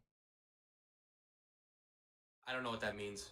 Like in space and time, causes are in space and time? I would say so, yeah. Yeah, because as far as I can tell, no, in philosophy, there are different accounts of what a cause is or what causal relations are. Some people will say that it has to be events. Some people will say that it's objects. But either way, it's clear that, like think of a classic case of something causing something else. We could say like, breaking the when you're playing pool, right? And you hit the cue ball, the event of me moving the cue stick in a certain way hits the cue ball, which causes it to move in a certain direction at a certain speed, which hits the other balls and causes them to move. But none of that could happen without them being spatially and temporally connected, right? They have to somehow touch each other in space and time, right? Because if I hit the cue ball on a different day than when the other balls are on the table, it's not going to make them move at all. And if I move it in space and put it on a different table, it's not going to make them move at all. So the only way for these things to be causally connected is for them to be related to each other in space and time. Does that make sense? You don't think there's anyone outside of that fabric?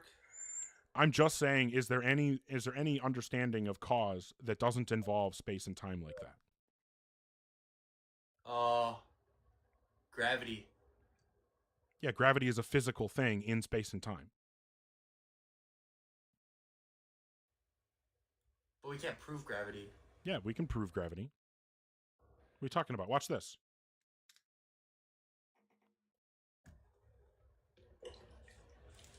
You wouldn't have been able to drink that water if it wasn't for gravity pulling the water down through the hole into your mouth.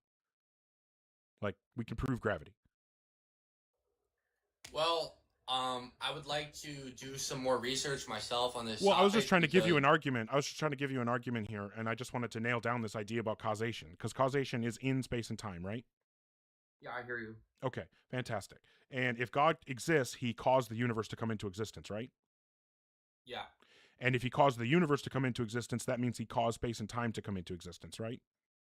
Correct. Okay. And if he caused space and time to come into existence, that means he exists outside of space and time, right? Correct. but things that are outside of space and time can't stand in spatio-temporal relations with things. And since causation is a spatial-temporal relation, I don't know. I think God can't stand in causal relations to things. And if God can't cause things, I don't know. but we know that if he exists, he caused the universe to come into existence, that means God doesn't exist. I disagree. Okay, so then what's the non-spatial, non-temporal account of causation? That God works in mysterious ways.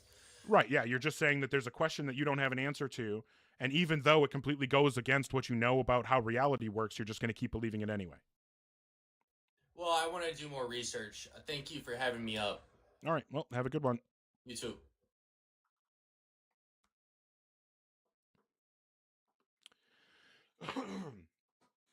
Yeah, well, fair enough. See, I think that argument, the causation argument there, I think I have to nail down that understanding of causation first, because if I don't, then if you get to causation at the end of the argument and they already know how it's going to cook them, then they will run away from that and they'll never agree, and it just turns into a fucking merry-go-round. Oppo, why would you do this to me?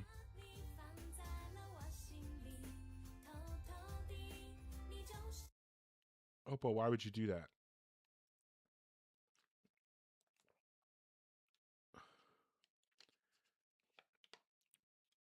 So, W, what the fuck? No, none of those.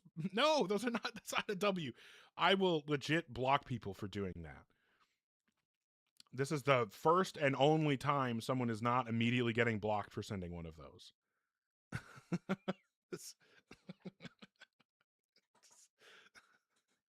Yeah. Well, the warning is out there. That is the first and only time someone is not immediately getting blocked for sending one of those stupid fucking songs. They're so annoying. At least it wasn't during a conversation. And it is true they made them more quiet. Oh, cripes. Thank you for the support, Oppo. Either way, even if it makes me rage endlessly. I mean, yeah, at least you timed it well. No, please do not send songs. I will block people for sending those stupid fucking songs. But thank you for the support, Oppo, regardless. Thank you, Sober, Bamboo, appreciate you very much. Poppy Loco, Lou, Mickey B, Meta Morgan, Supernova, thank you so much. Luke even sent to Heart Me, that's awesome, thank you. Broken Tree Branch, Mr. Colby, everybody for the support. I sincerely appreciate it. And then I'll just give a quick reminder that I do have my YouTube, youtube.com/@OgarDebates. Also the, hey, what the fuck? That was fun.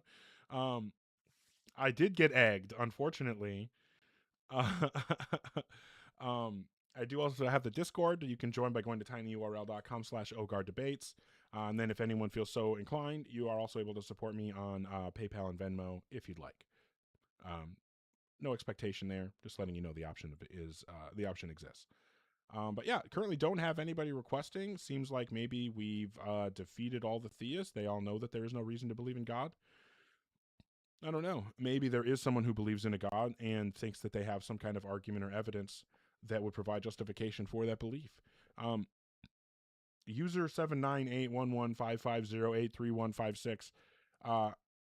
I'm not here to just engage with the comments. I'll talk to people that that are here regularly. I'll answer questions and stuff, whatever. But if you want to actually have the debate, then you need to come up into the guest box and join. I'd be happy to hear what you have to say, as long as it's on topic, and we can debate your points.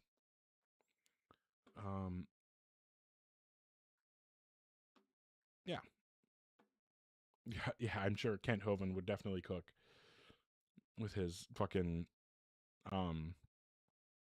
Cracker Jack PhD.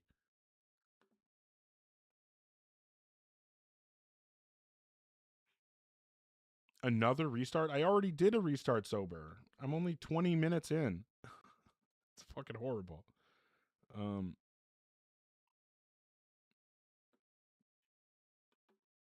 Who was this DJ person?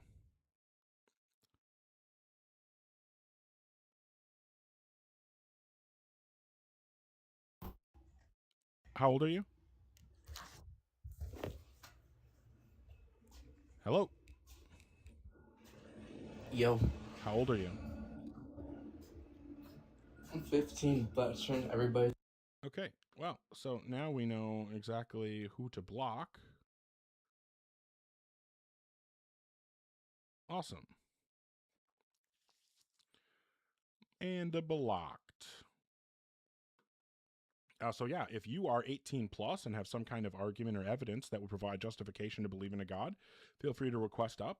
I would be happy to talk with you. We can have the debate, whether you believe in the Christian God, the Muslim God, if you believe in a non-religious God or some other religion, that's totally fine. They're all okay. Just need you to be able to tell me which God you believe in and what you think the reasons to believe in that God are, and we can discuss it. I'd be happy to have that debate. But I don't know. It's felt for a couple of days like it's tough to find people that actually want to have the conversation. I completely agree with you, Discordant Rhyme. There is just nothing good that can come from adults talking to children on the internet.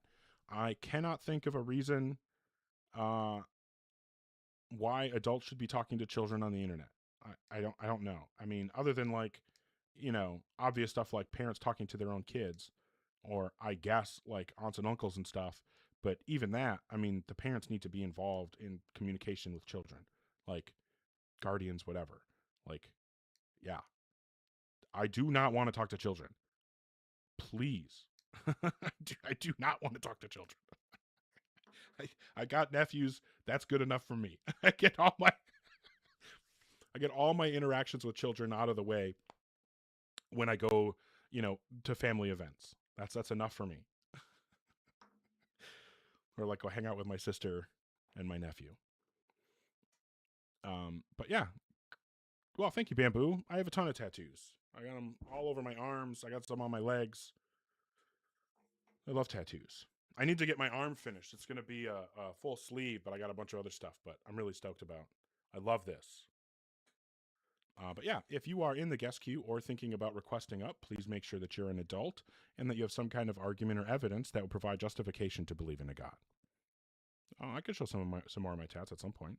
Thanks, Eddie. Love Pinhead. Hi, Aubrielle. How old are you? Hi, I'm 19. And what version of God do you believe in? I'm Christian. Okay, and then what would you say is the best argument or evidence that would provide rational justification to believe in a God? Well, first I was wondering if I could just hear, like, your reason on why you don't believe any God is true. I'm not trying to push any religion or anything. I just want to hear you. Well, I think the easiest thing there is just the fact that no one has ever presented a reason to believe, right? It's the same thing as like, if you don't believe in Bigfoot, you're not going to start believing in Bigfoot until someone provides you with a reason to believe it. And if every single time anyone has ever said that they think you should believe in Bigfoot and you ask them for the reason, they can't provide a reason, you would start thinking, well, maybe there actually isn't a reason to believe in Bigfoot because none of the people who believe in Bigfoot can ever provide a reason. But the reason I take the positive position that there is no God, not just the negative position that I don't believe, is because there are tons and tons of different reasons to think that God doesn't exist. We could run through an argument that I was talking about with somebody else. The first thing that I just want to nail down with you is the idea of causation. Do you agree that causes and effects are in space and time? Causes and effects are in spaces of time? Space and time. Like, for example, if I don't know, like if I throw a ball to like, those things that the county fair where you hit the panel or the circle and then it drops the person into water. Yeah. Okay. If I throw the ball has to be in the right spatial location at the right time in order for it to hit that panel or that circle. Oh, yeah, I absolutely agree with that. Right. Yeah. So as far as I can tell, that's true of all causes and effects. In order for some cause to make an effect happen, there has to be some kind of space and time relationship between the cause and the thing that it's affecting. Yeah, totally agree. Okay, fantastic. So, do you agree also that if God exists, he caused the universe to come into existence? Absolutely. Okay, and if he caused the universe to come into existence, then he caused space and time to come into existence, right? created it, yes. Yeah, and that's what I mean by caused it to come into existence. Yeah. Okay. Yeah. And so if he caused space and time to come into existence, that means that his existence prior to the existence of space and time had no space or time, right? Define that a bit better? I'm sorry. If God caused space and time to come into existence, then he must have been outside space and time, right? Yes. Okay, fantastic.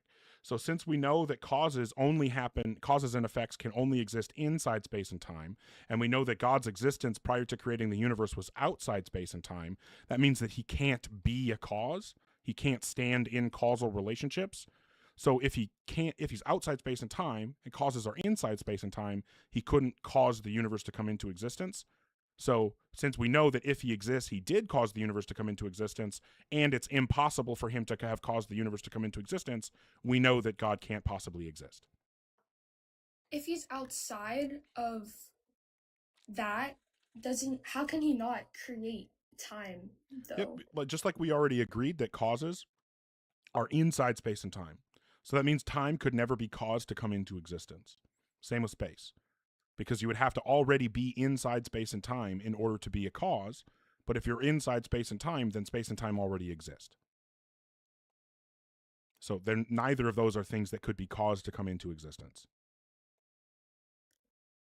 But if God exists, he did cause them to come into existence, so we know that he couldn't possibly exist.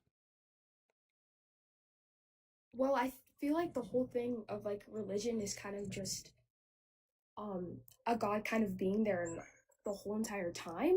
And right, but he would have been there when there was no space and time, right? Correct. And then he would have caused space and time to come into existence, right? By creating it, yes. Right, but you can't create things if you're in a state of existence where creation isn't logically possible. Unless you're saying that the laws of logic don't apply to God, in which case you can't even have a belief in God. But, oh wow. I mean, I see what you're saying, but I have to admit that, like, with religion, sometimes, well, not sometimes, but science doesn't go hand in hand with everything. Yeah, basically what you're saying is, I don't want to have to actually think about the problems with my view. I just want to keep believing it, even though it doesn't make any sense. That's what I'm hearing. In all honesty, I don't think that science is always correct in the first place. I'm not talking about science being correct. We're not talking about science at all. In fact, until you just started talking about it, we didn't bring up science once. I guess I'm just a bit confused on... I understand that he's outside of that, but I don't understand why he can't create it. Okay, you agreed that causes are inside space and time, right? Yeah, things So happen. if something is outside space and time, it can't do things that can only happen inside space and time, right? No, like...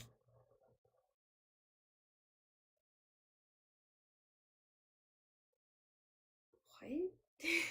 If something is outside space and time, but they have to be inside space and time to be a cause, then they can't be a cause. Well, there was no cause in making God. I know. No, I didn't say that God was made or caused. I said God can't be a cause.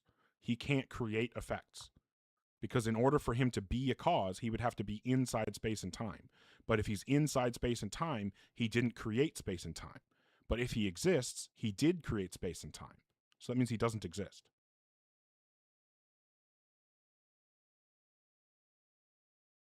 All right, I don't. I'm sorry.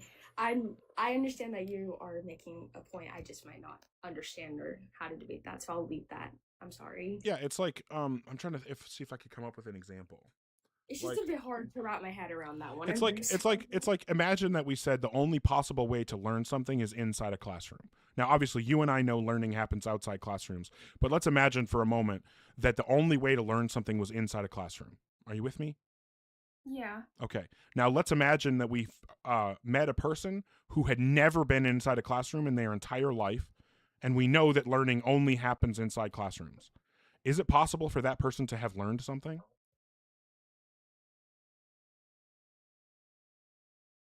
If everyone learns inside of a classroom and there's a person outside of it, is it possible for them to learn something? Is that what you're asking? Right.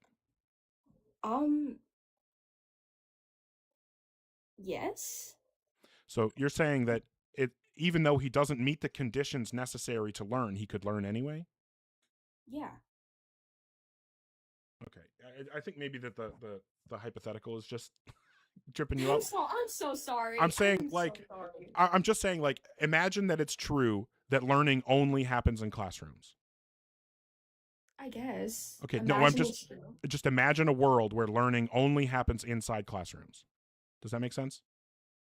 Yeah. Okay. And there's a person who has never been inside a classroom in this world where learning only happens inside classrooms. Mm-hmm. That person could not have ever learned anything, right? Well, I feel like the people that are in the classroom that learned could come outside of it. No, and teach we're the saying people. that it only can happen inside classrooms. In this hypothetical, I In guess. the hypothetical, learning only happens inside classrooms. You cannot teach anyone anything outside of a classroom. So if you cannot teach anyone anything outside of a classroom, Yeah, and then we they have a can't person learn. who has never been inside a classroom, they would never have learned anything, right? In that hypothetical, they can't. Correct. And that's what I'm saying about God and causation. God can only be a cause. Causes can only happen inside space and time, but God was not inside space and time when he would have caused space and time to come into existence. So that means he couldn't have been a cause. You have to first be inside space and time, then you can be a cause. But God wasn't inside space and time because they didn't exist.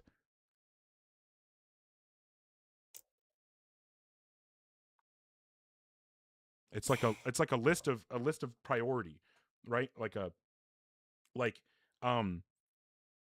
trying to think like if you're training to run a really fast mile, like you want to run a 5-minute mile. Well, you have to be able to run an 8-minute mile before you'll ever be able to run a 7-minute mile. Like right now, you can only run a 10-minute mile. You're really slow. You can only go a mile in 10 minutes. Well, in order to get to the point where you can run a mile in 5 minutes, you have to bring it down from 10 minutes to 9 minutes, from 9 to 8, and 8 to 7, 7 to 6, and then 6 to 5, right? Mm-hmm. Right. So if you only have the ability to run a mile in 10 minutes, it's not possible for you to run a mile in 5 minutes, right? Yeah. Yeah. And so we're saying God doesn't have the possibility, like he would have to first learn how to be, like run fast enough in order to get the 5-minute mile. He would have to go inside a classroom in the world where learning only happens inside classrooms in order to learn. Because causation only happens inside space and time, he would have to enter space and time in order to cause space and time to come into existence. But if he's entered space and time, then space and time exist and don't need to be caused into existence. So God couldn't be the cause of space and time. I feel like we're just running in circles, though. Do you have anything else? I mean, I was just gonna talk about like all of the historical evidence and everything, but I understand what you're saying. I might just not be at the point to debate you, and I do appreciate and I do say that you are very educated and very intelligent in a matter, and I do apologize for, I guess, not being able to say much on that one. I haven't heard that before, and I'm truly sorry on that. Yeah, that's fine. I appreciate the conversation. I hope you have a good one. You too. Hey, at least she was good faith and actually engaged. Yeah, I agree, Poopman Jones. W's for Aubrielle.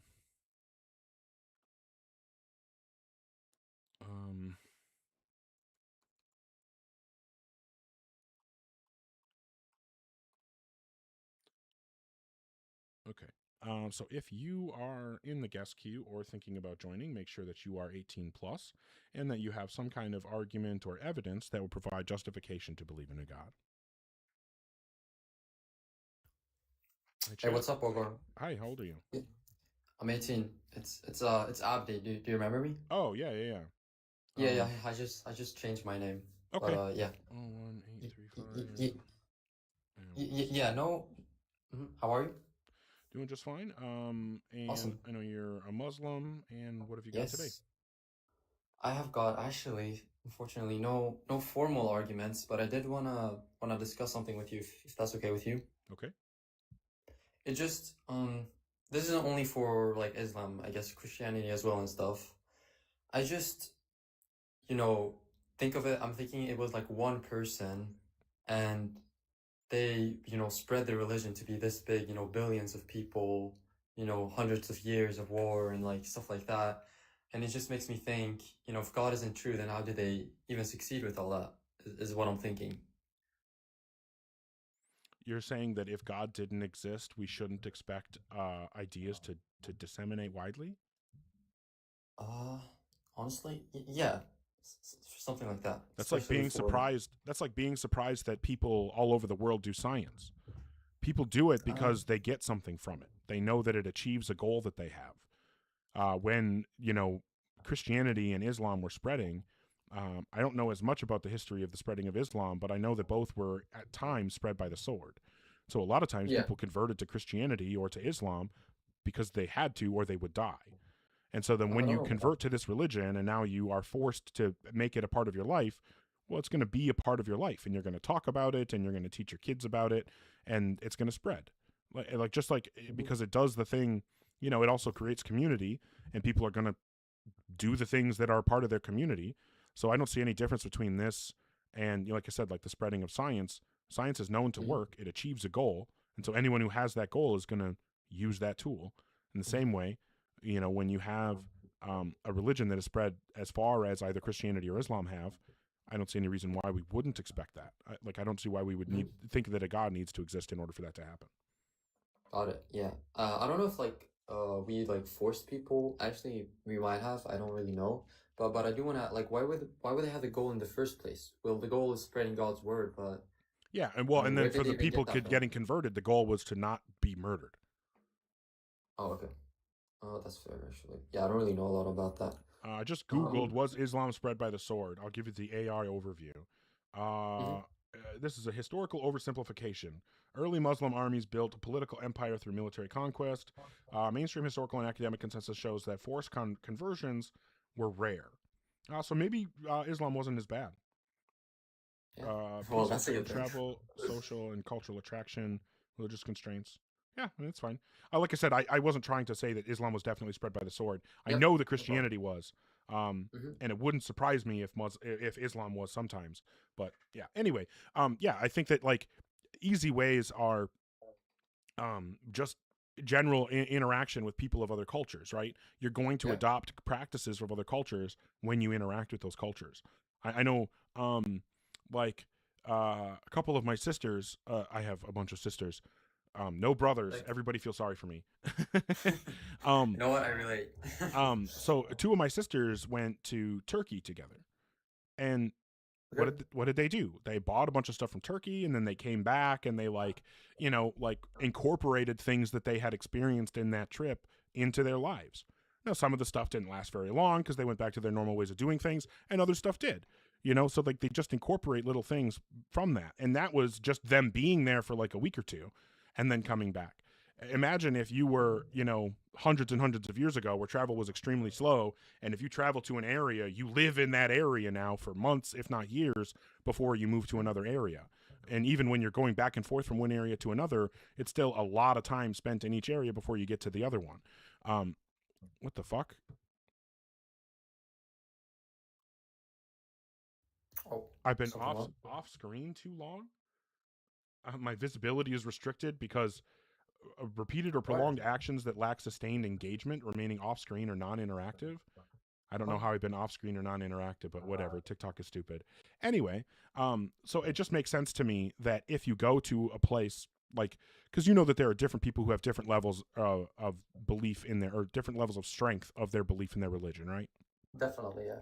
So if you imagine a group of Christians who are Christian but not super firm about it, and then they go to an area where the majority of people are Muslim, and they have a really positive experience with really nice Muslim people there's a really high chance that they could convert. Or you could have a community that's not very strong in their Christianity, and some Muslim travelers come through that are really nice and teach them about their ways, and you could have a portion of the community convert to Islam as a result of these nice people that came through and told them about their beliefs. These are just normal things that could happen. Yeah, you know what? That's very fair to think. But that brings me to, I want to look at the start of either Christianity or Islam. You know what? Any religion. I'm just curious, well, in let's say the Quran or the Bible, it's said that, this is the word of God, and I'm just curious, was the person that created the books just a liar? Were they delusional? Where did they get all this story from? Did they just randomly make it up? I think it's obvious that Muhammad made it up to get laid, right? Like, Wow. he was just like a lot of other. Wow. Well, he's just like a lot of other religious people, right? Like, why did Jim Jones, when he got enough religious power, why did he suddenly have to marry so many of his followers' wives, and he had to sleep with a bunch of other followers' wives and children? Why did David Koresh have to do the exact same thing? Why did Muhammad have to say, oh, I got a specific revelation from God that it's actually okay for me to marry this lady, even though it goes against the rules I told you God gave me before? Like, there's a lot of that kind of stuff in religions, and a lot of people do it for that. I think it would be harder to point to Christianity and say specifically that that's what happened. But I think there's a really good reason. There are a lot of really good reasons to think that that could be part of the explanation for why Christianity began. And it's definitely part of the explanation for why Islam began. Wow. Well, I think that's pretty evil to say because, historical evidence, I think everyone called Muhammad, one of the greatest people they've ever met, and one of the nicest. He's a pedophile. He's a lying piece of shit pedophile. Oh come on! Don't why you gotta be so mean to my well, no, that's not true. But okay, you want to protect someone. You're saying that someone who married a 6-year-old and had sex with her by 9, if not earlier, we should be nice and respectful and not point out the fact that it's disgusting. It's not true. It's not true. Is the thing. But okay, you know what? That's fair. I'm not gonna dive into that. Yeah, probably don't want to when you have Muslim countries that are still marrying their children off to grown men. Probably not worth getting into. It's not gonna go well.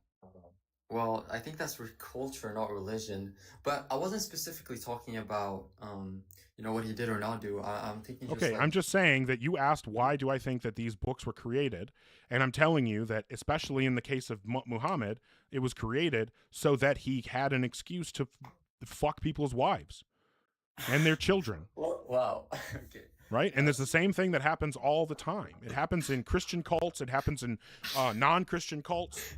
It happens all the time. The only difference between a cult and a religion is the number of followers. Like, Christianity is just a death cult. Okay, that's very interesting. That's very interesting. So, okay. Let me think. Actually, I have looked into a couple arguments. First, that wasn't an argument. That was just like a question I had. No specific argument there. Let me see. Do you think also, do you remember us discussing about psychophysical harmony, that argument? Mm-hmm. I remember you saying that it was like you're a physical or like a identity theory, so therefore it doesn't apply to you. Yep. Okay. But wouldn't that only apply to people that think that that identity theory is a true thing, or is it? Because what if I think it's not true? What if someone has another theory? Yeah, that's what I've said over and over again. It's a fine argument for people who don't hold to, type A physicalism. Okay. So do you think that makes my belief in God valid? Oh, absolutely not. It's still a terrible argument, just in terms of comparing it to other arguments for God. It's probably one of the best ones. It's just also terrible and does not provide any reason to believe in God. Oh, well, you said if someone isn't like a physicalist, then they can't believe in that it's a good argument. Didn't you say that? No, I'm saying that if someone isn't a physicalist, then that argument doesn't immediately fail out the gate. They would have to actually, argue against it and show the other reasons why it fails. Oh, what's the other reason? Big one is going to be evolution. Evolution. Yeah, for any creature to have intelligence and rationality, it has to have a long evolutionary history. But in order for it to have disharmony and intelligence and rationality, that means that that disharmony must have persisted since the beginning of consciousness in its evolutionary history, which means that there was some being that had no rationality, no ability to actually think and reason through things, that somehow didn't die, even though its phenomenal states caused it to want to be in pain and to avoid pleasure, or to avoid, positive experiences. If the first worm that ever had a phenomenal experience wanted to go into painful situations, it would have died before being able to pass its genes along. And so that disharmonious, phenomenal setup could never have been passed along long enough to develop, thinking beings like ourselves. Okay, but well, our harmony, would it be this good though? Under like evolution, is there any reason for it to be this good? Well, I think that it's the disharmony that we see is good reason to think that it wasn't made perfectly, right? Like we see a level of harmony that would be expected if it was just a result of natural processes. Yeah, that means, yeah, I don't think it's perfect, but I also think, well, correct me if I'm wrong, but I feel like under evolution it would be worse than it currently is. Why should we expect that?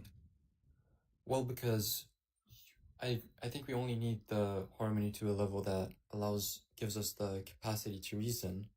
But no, we need the harmony to the level that allows us to allows not only us but also all of our ancestors that we inherited our biology from to be able to survive and produce viable offspring. That's the level that it needs to be, because any lower level of harmony would result in a lack of the genes being passed on and the species, going extinct. And so then we never would have been here. So there obviously was enough harmony in our ancestors for them to be able to reproduce and create viable offspring to continue their species. And if the level of harmony was lower than that, then we wouldn't be here. Well, what I'm thinking is this, like, let's say like hunger, for example. I would still eat even if I'm not hungry. So I'm saying, why do we feel hungry then? Because things that didn't know that they needed to eat had to have a sense of hunger in order to eat. Well, what if we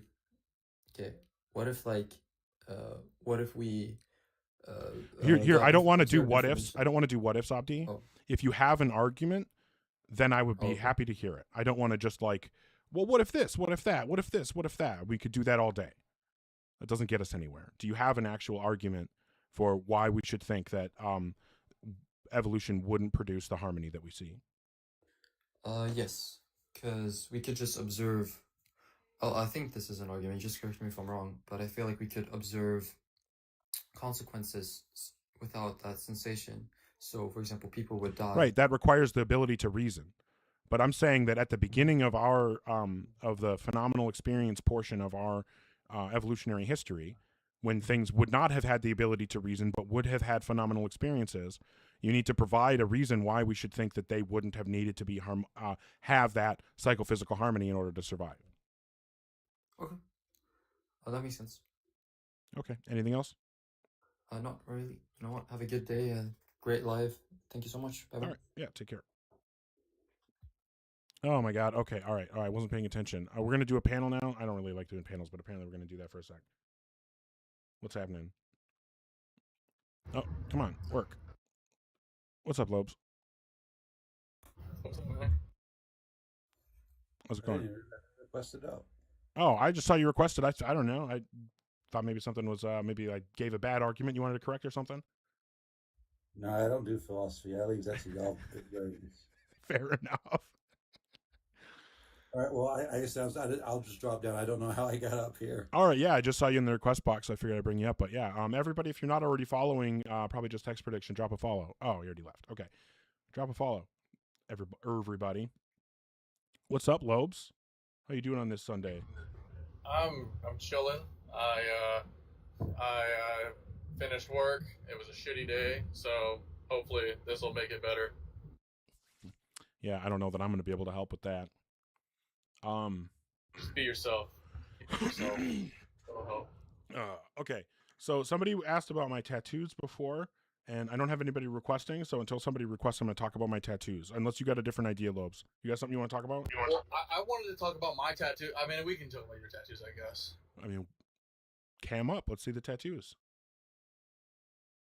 No, I'm self-conscious. I'll show you later. Okay, so I got my hands.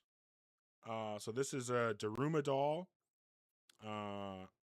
And it's got so on a Daruma doll, you paint in the left eye.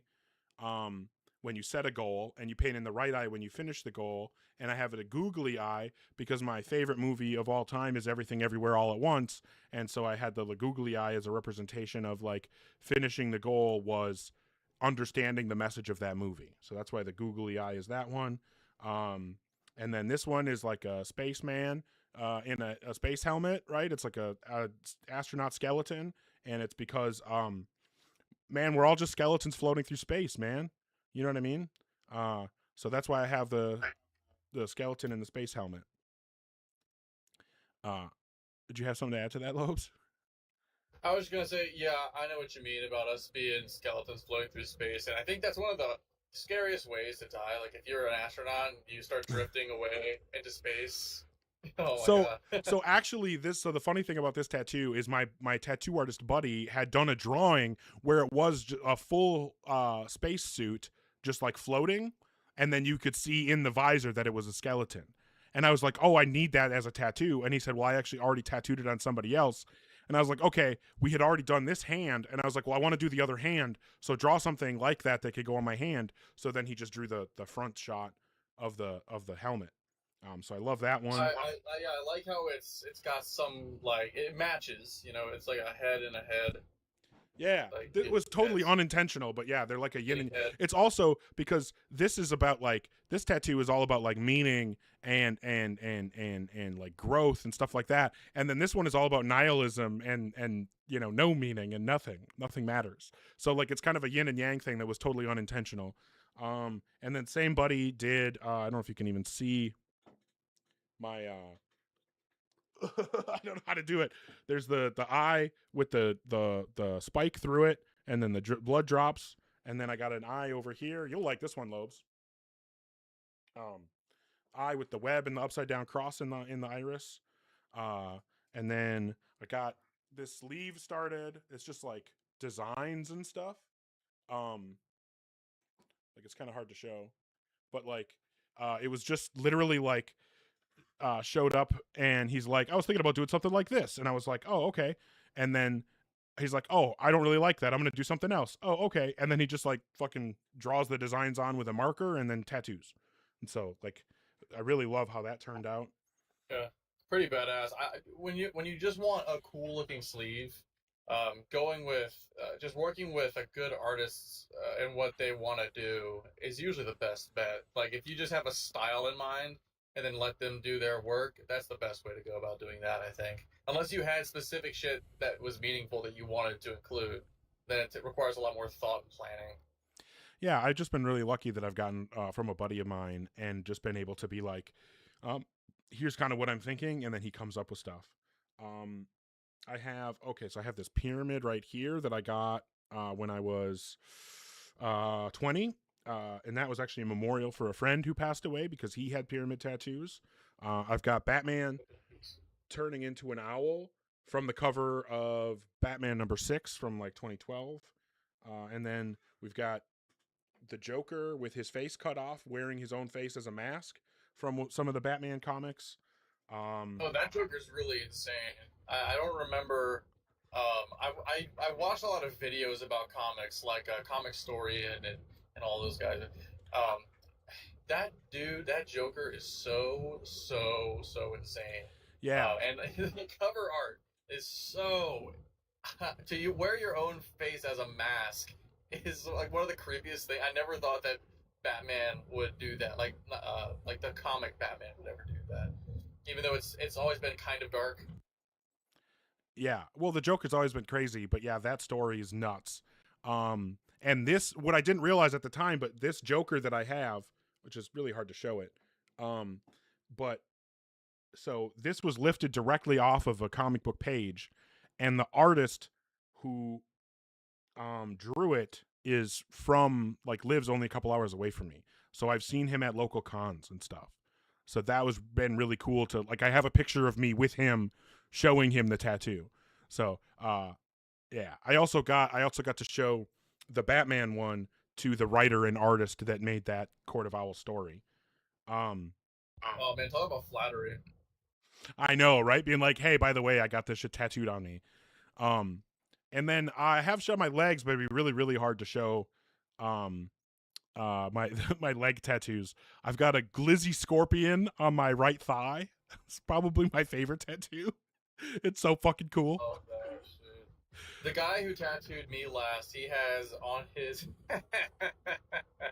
on his calves, he's got a Dickosaurus that's really well done, and there's something spurting out the top. It's like a Brontosaurus or whatever the long neck one is called, and then on his other leg, he's got like a metal fingers, like you know how they do, like the thumb is out and the index and the pinky are up, but the two fingers in the middle that touch the palm are going into a pussy that's in, so it's like fingering itself. It's fucking hilarious. Wow. Now I want to try to see if I can find a picture of my scorpion tattoo. It was legitimately okay. So my glizzy scorpion was because a friend of mine shared a meme on Facebook, and she's a tattoo artist. So I responded like, "Oh shit, I want to get that tattooed on me." And she was like, "Haha, that would be awesome." And so I DM'd her and I was like, "No, for real, I want you to tattoo that on me." She's like, "Oh shit." So we did it. Love it when like fantasy ideas, people think you're kidding around. Like, wouldn't that be fucking amazing? But nobody's dumb enough to do that. You're like, oh no, me, I am. Yeah, we're like, doing this. Yeah, I'll wear that. Not on my sleeve, but I'll wear that on my leg. Okay, I'm totally gonna. I found the picture. Oh, can I find the meme? I wonder if I could find the meme. You know, when some people were calling those memes back in the day? I know. A friend of mine would call them memes. I'm like, oh my god, man. What am I going to do with you? We've corrected you so many times. Yeah, I definitely remember hearing people call them memes. What happened? Oh, I know. It's right there. Okay, well, maybe you actually can have a debate. That would be cool. Hold on. Okay, let's do this. Hopefully someone who's an adult and actually has an argument or evidence for God, or maybe they just want to talk about tattoos and glizzy scorpions. I just found my puncture hole. Oh, well, that sounds fun. I didn't hear. Did he drop a slur or something? No. No, we're good though. Okay. I'm just like hoping that somebody comes up, and until they do, I'm just gonna fucking yap, I guess. Well, I have a friend, and her name is Mimi, and it's spelled M-E-M-E, and she's older than the concept of like internet memes. So there is that the Mimi people have that going for them. Funny. You can use that in their live streams where they debate pronunciations of words like, oh yeah, well, Lobes' friend. Lobes' friend is named Mimi. And check out how it's spelled. Mic drop. There's always something. Where? No. Oh, is this gonna... So annoying. So you've been going live earlier and earlier. I think the other day you were live at like 2 p.m. my time. Well, you know, sometimes...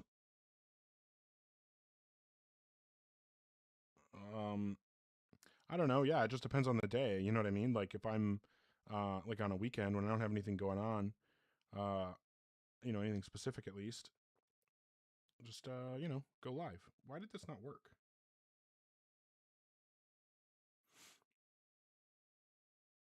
No. What, this one? No, not that one.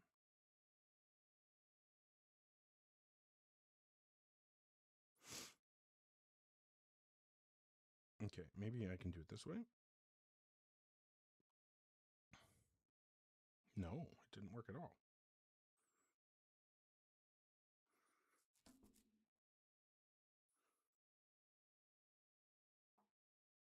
You should get a tattoo of my PFP on like your head.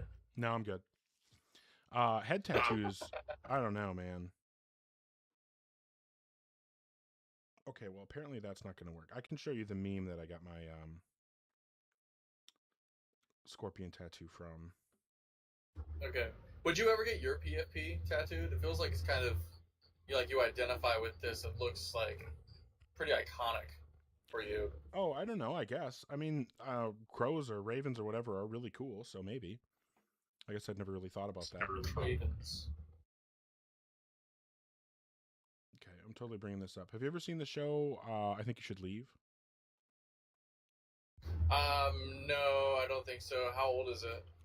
I don't know. In the last few years, it's like a sketch comedy show on Netflix. Definitely not that.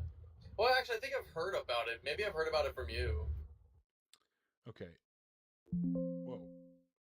So on that show, there's the sketch where he's in like a hot dog suit, and like okay, so there's a people in a clothing store, and then a car crashes into the window, and everybody's like, "Oh my God, what is this?" And it's a car with like a big hot dog on top, and then Tim Robinson just like pops up, and he's standing next to people like, "Oh yeah, we gotta find out who did this," or like whatever. They're trying to say like who drove this car in, and he's there with his hot dog suit, with the car has a hot dog on it. He's like, oh yeah, we're all trying to find the guy who did this. And so I don't know if you've ever heard the fable of the scorpion and the frog, where like the scorpion needs to get across the river, so the frog brings him across, and then the scorpion kills him. And so this is like a take on that with I think you should leave stuff. So it's like the frog being like, oh, now we're both gonna drown, and the scorpion be like, oh, we're all trying to find the guy who did this. Like, I just think that's so fucking funny. And my friend who's a tattoo artist posted it, and so I was like, I need to get that scorpion tattooed, and she's ha ha ha ha. I said, no, for real, tattoo it on me, and then she did. I love it because there's a lot of layers. It's a pretty high tier meme, and you have to understand a lot of shit. I just love tier 3 memes and above when I understand that shit. That just tickles me the most. And sharing it around, getting satisfied from other people understanding what you're talking about, and sharing it with other people who don't, and finding out with people that the other person doesn't. Like when it's about to be May and someone just posts just uncooked ramen. Yeah. That's the whole meme. It's like, if you know, you know. And it's like a tier 3 or 4 meme. You have to know so many layers to know what the ramen means, and by just the time of year that it's posted. Yeah, that's kind of how my scorpion is. And plus, it's just funny to tell people I have a glizzy scorpion, and then they're like, "What the fuck?" Well, okay. So I would like to actually have some debates. This has been fun hang sesh, but maybe we give it a second reset. Unless this is just going to be a troll. Or maybe I talked to this person already. Hi, love. How old are you? I'm 18. And what god do you believe in? I believe in Gaia. Okay, can you tell me what that is? Basically, that the earth is God. Okay, well, when I talk about God, I'm talking about like an immaterial mind that created and sustains the universe. So obviously, the universe needed to already exist in order for Earth to come into existence. So you don't believe that there's like a creator of the universe? Well, the creator of the universe is the Big Bang. Okay, so you don't believe that there is like an immaterial mind that created and sustains the universe? I guess not. Okay, well, that wasn't a very successful troll, but sure. I don't know what the point of that was. Man, she got me.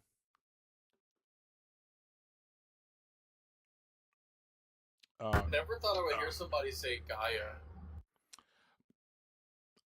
We get people say the wildest shit.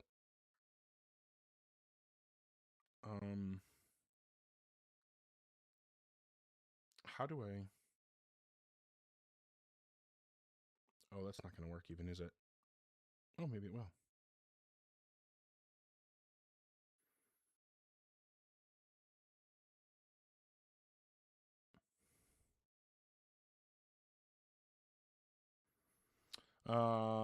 Okay, sorry, I'm distracted.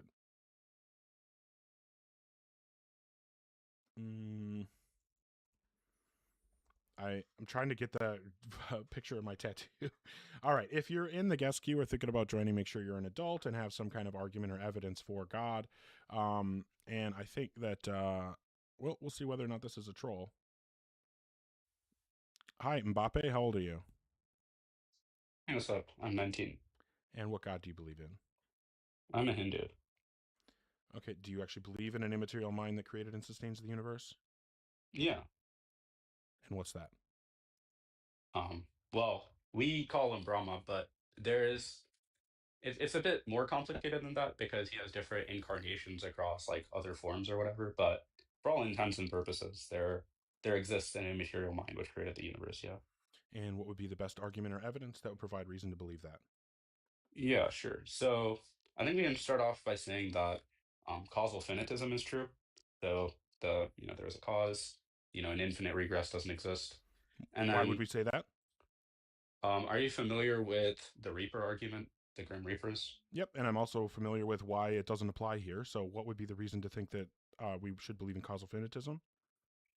Okay, so you agree that the Reapers, if let's say negating causal finitism allows us to construct an infinite series of Reapers, then you would say that causal finitism is true, right? I'm sorry, one more time. Let's say that rejecting causal finitism allows us to create an infinite series of Reapers, right? That would be a paradox, and thus causal finitism is true. You agree with that, right? Well, no, because causal finitism and the Reapers aren't related. So there's nothing that could ever come from an argument about Reapers that could get us to causal finitism. They just cannot possibly, one can't impact the other. So the reason that the Reaper stuff doesn't matter to causal finitism is because of something called the unsatisfiable pair diagnosis. So the fact is that Reaper scenarios are weird because they have two factors that can never be coexistent. So there are two things that can't be together. Yeah, I've read and I'll pass. Okay, then that's fine, and we can just move past that premise, and then instead we could just say, look, the prior probabilities of bare theism or bare design, as we'll call it, and bare non-design are equal. Why should we think that they're equal? The principle of indifference and objective Bayesianism being true. Why should we be applying the principle of indifference when our priors should tell us that in fact it's much less likely that there's that bare theism is true than bare naturalism? Like the background information, because if we're setting our priors based on background information, then my background information tells me that the priors for bare theism are asymptotically close to zero. Wait, that's okay. That's your posterior after you update on the vast breadth of available information. No, we're saying priors. No, hold on. Priors is just talking about coming into this, like into a specific argument. Prior to considering this piece of evidence, what is my credence in bare theism versus bare naturalism? Well, because of the background information that I already have prior to hearing this argument, my credence in bare theism is asymptotically close to zero, and my credence in bare naturalism or some form of naturalism is asymptotically close to 1. No, that's okay. That's maybe if you're saying you're prior in this conversation, but that's not how it's generally understood in Bayesian terms. Usually a prior is absent any background information or data which you would update on. And in order to find out what a prior is being constrained by, you'd look at the Kolmogorov axioms and the conditionalization rules. But since I'm an objective Bayesian, and I think objective Bayesianism is true, I think that there's another, rule that we use in constraining priors, which is the principle of indifference, which is just to say that... Okay, but you're just wrong. You're just wrong, though. Because in Bayesianism, like, your priors are set by your background information. No, look, if you're a subjective Bayesian, I agree. No, in objective Bayesianism, your priors are set by the background information. The only reason that you need the principle of indifference as a objective Bayesian is when you don't have background information that can tell you which of a set of competing hypotheses is more likely. If you don't if your background information doesn't already give you reason to place higher credence in one over another, The subjective Bayesian would say, well, I can just distribute my priors any way that I want because my background information doesn't tell me what they should be. And the objective Bayesian is going to say, well, if my background information doesn't give me any reason to favor one over another, I will just use the principle of indifference. But if my background information does give me reason to favor one over the other, then that's how I will, set my credences. So you're just wrong. You're just incorrect about how objective Bayesianism works. There you're subtly updating on data which no, I'm not updating. No, I'm not updating. It's setting priors includes considering background information. No, what's the difference between a prior and a posterior then? Yeah, the posterior would be after considering the information in question. So when we're considering a specific argument, like let's say we're talking about the fine-tuning argument. So we would say, what are our priors for the likelihood of theism? And we're going to say, given all the background information, excluding anything relevant to fine-tuning, we're going to say our priors are X and Y for theism and non-theism. Then that's our prior probability based on background information. Then we're going to consider the argument. And then we're going to say, how does this cause us to update what we had prior to considering it? What is our now posterior credence in the competing hypotheses based on having considered the argument? That's what updating is. I know, but we need to both, when engaging in the conversation, we need to both agree on the priors that we're starting on, right? So when you say that's fine. If you want to say that, like, in order to really get into the... Don't interrupt me there. I will do whatever the fuck I want.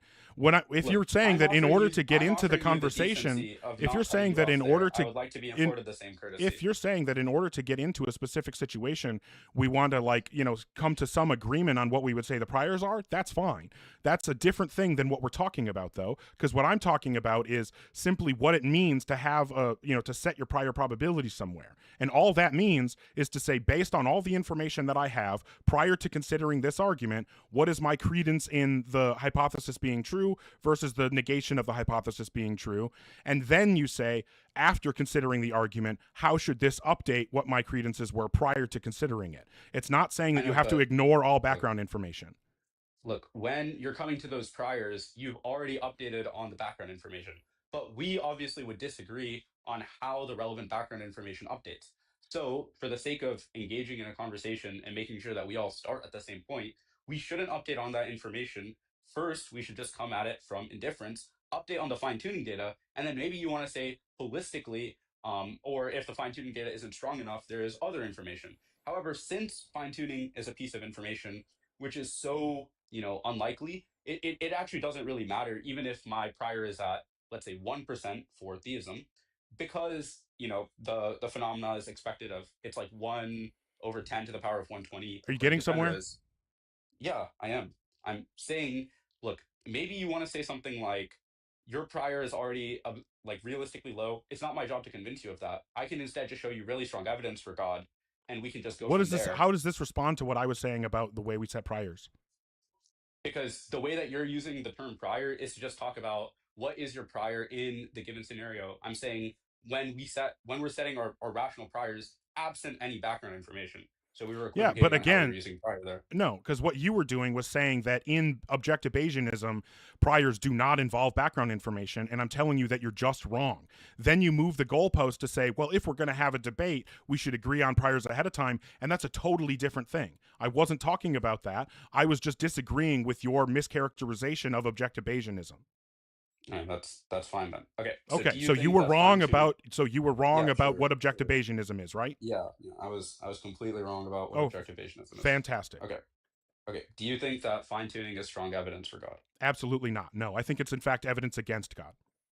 Why would that be the case? Because if there is a God, especially one like the ones that most religions posit, which typically is going to have some degree of, maximal power, maximal knowledge, those types of things, then we should expect that the God would be able to do anything maybe logically possible, but definitely metaphysically possible.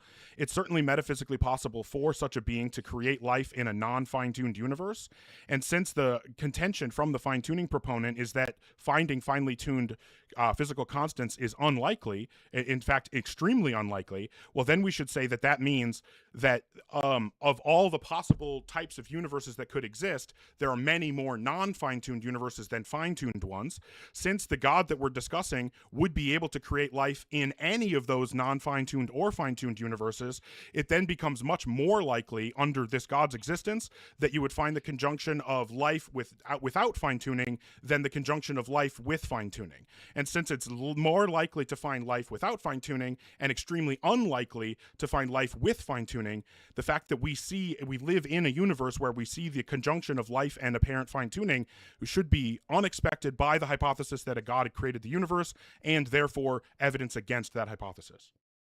Is this just, I mean, you're just saying electrons in love, effectively? I mean, you could put it that way, but that's not really what I'm saying. I mean, it's similar. Yeah, that's just what he talks about in the paper. But yeah, okay, so the analogy here is a bit off because I didn't give an analogy. Okay. Look, imagine, for instance, you had a wall in front of you, right? A what? And only a wall. Oh, wall, okay. And on this wall, you had, let's say, 1,000 flies or something like that. Now, let's say only a small subset of the wall was shaded red, or something like that, right? Now, there's one fly inside the red zone and 999 flies on the other zones. The probability of hitting a fly, I agree, is pretty high, right? If something were to hit a fly, that's not realistically that high. However, the probability of hitting a fly, given that it's sitting in the red box, that's extremely high. And that would lead us to think that, there's some sort of marksman or, that was intentional. No, right? again, because now what you're saying is that we should expect, if God exists, that he would want to hit the fly on the red space. I'm saying that what we should actually expect is that the God would have no preference for fly on the red space or not. Therefore, finding that the fly on the red space is the one that got hit should make us think that it wasn't the God that doesn't have a preference, and that either it was just a random process that had to produce an unlikely result, or that it couldn't have been any other way, or that there is maybe some axiarchical axiarchist version of naturalism that has a tendency towards creating life or whatever because it's valuable. I don't know. I'm saying those things are all more likely. That's not the point of the analogy. The point of the analogy was just to see if the fly getting hit inside the red space is more expected on the intention versus non. Right, but that's what I was just explaining. So then respond to what I said about what we would expect if a God exists. Look, you completely took the point of my analogy away. Yeah, because your analogy misunderstood the point that I made. So what I want you to do is respond to my argument of why fine-tuning would be evidence against God. I'm making a point, and it's going to go one step at a time. Okay, no, you're going to respond to what I said. No, that's just not how you took what I was saying. You mischaracterized it. Right, and then you misunderstood. Right, so this is my problem. Right, no, I'm trying to explain to you where the disconnect is. I'm trying to explain to you where the disconnect is. The reason that there's a disconnect. The reason that there's a disconnect. The reason that there's a disconnect. So I don't know. I don't know if you just don't understand what the fact that you're on my stage right now. But you need to calm down. So what I'm trying to do is I'm trying to explain to you that the reason. So okay, I haven't had to mute anybody in months. Please don't make me mute you. What I'm trying to explain to you is that the reason that my response to your analogy doesn't seem appropriate to you is because your analogy doesn't accurately respond to what I was trying to say. I was trying to bring your calm down. I was trying to bring your analogy back. Hold on, calm down. I was trying to bring calm it down. Okay, just take a deep breath. It's all going to be okay, I promise. So what I was trying to do was bring your analogy back to the point that I made. But it seems like you don't want that analogy to go to that point. So fine, not a problem. So then what we need to do is back up to before the analogy and you give a response to the point that I made. Look, I am responding to the original point, which was to say, the electrons in love objection, basically saying God could create life in any one of these universes. So it's not more expected. It's not, that crazy that we find life in this narrow range of constants. I am making the response to that, which if you read the paper, you'll see that Sinababu makes this exact point in section 3, where he talks about the fly on the wall analogy. So I'm walking you through that, and you instead cut me off. I need you to respond. No, because the fly on the wall analogy doesn't respond to my point. Yeah, because it doesn't respond to my point. It's not relevant. Yes. Wait, you don't think Sinababu put that in the paper because it was a contention to his view? I'm not making the same argument that is in that paper. You're not making the same electrons and love argument that Sinababu makes. Yes, you No, are. I'm not. Yes, you are. It's similar, but it's not the same argument. Look, what I'm saying here is if we have the fly on the wall analogy, you agree that the fly in the red space getting hit is more evidence for the intention versus the unintentional, fly getting hit on the wall hypothesis. Yes or no? Yeah, that's fine. Okay, so if But that's the not relevant case, to. I just want to point out this still isn't relevant to anything I said. I'll display how it's relevant. Now, just because there's a vast amount of different metaphysical possibilities for which God could bring about life in tons of various different universes, that doesn't mean that given that we are found in this universe with this set of constants and the conditions for life, that it's extremely unlikely. Instead, what you would have to prove is how for some reason the probability that if God exists, he would make life in this non-metaphysically possible range of constants in this exact configuration, you would have to show that, that's possible or why he would favor that. And that seems false. No, because now what I'm noticing is that what you're saying just proves that you didn't actually understand the argument that I gave. And so, I mean, if this just basically boils down to your inability to track, then I don't know how to help you. Do you want me to give my argument again? Look, you can go ahead and give your argument again, and then I'll display once more how what I'm saying is relevant. Okay, so what I'm saying is that if a God exists that can create life with any set of physical constants, then that means that there is no reason for that being to prefer one set of physical constants or one variation of physical constants over another. So then what we would do, if there's no reason for one to be favored over another, is we would distribute the probability of each of these types of sets of physical constants evenly. And then we would say, okay, since there are so many more possible universes of life without fine-tuning than universes of life with fine-tuning, what that means is that we should say that under the hypothesis that a God exists, it is extremely likely that we would find life without fine-tuning and extremely unlikely that we would find life with fine-tuning. Since we find life with the appearance of fine-tuning, that should be considered extremely unexpected under the theistic hypothesis and therefore evidence against the theistic hypothesis. Look, the first premise is already a bit shaky because you're making a claim about God who, none of us would have access to his mental states. But that aside, what did I say about his mental states? You said that God would have no preference about bringing about life in a universe with this set of constants instead of No, I didn't say he'd have no preference. I said we had no reason to think that he would have a preference. Those are different things. Wait, that's okay. So you think that we have no reason? So you think that your like epistemic limitations would map onto the actuality of God's mind? It's not my epistemic limitations. No, that's not what I'm saying at all. It is, right? It's saying you don't have a reason to think. That's under your epistemic limitations. No, nobody has a reason to think. Nobody has a reason to think. That's right. There is no justification for a claim. If somebody made the claim that we should expect God would want the appearance of fine tuning with life, I don't know. I'm not aware of any justification for that. And in fact, when I'm aware of people trying to provide justification for that, I'm aware of them failing. What do you think? What do you take justification to mean? You don't understand what justification is? No, I want to make sure that we're talking about the same thing. I would just say like a reason to hold to a position, like a reason to think that the proposition is true. Trivially, you could have a reason to think that a proposition is true and not be justified in that proposition, right? Well, okay, maybe I'm being a little bit, loose there, I guess. But I mean, justification is just going to be like, I don't know how like technical you want me to get here. I mean, justification is just going to be like a reason to think that the probability of a proposition being true is over 50%.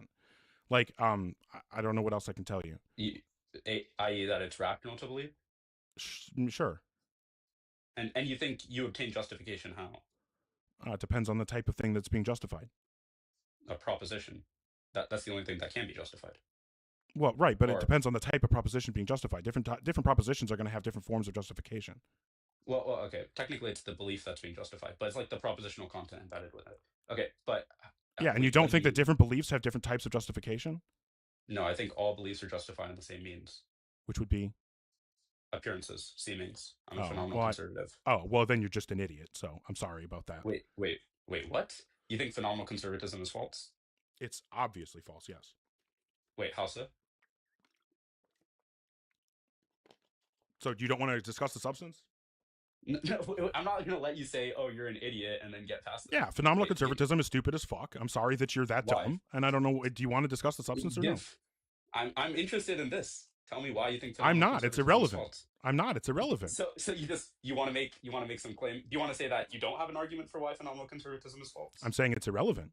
So I notice how when I pointed out to you that you weren't correctly engaging with my argument about fine tuning, and I was able to go back and restate what the problem was, now you want to pivot to anything else that you possibly can, then demonstrating how your analogy was actually relevant.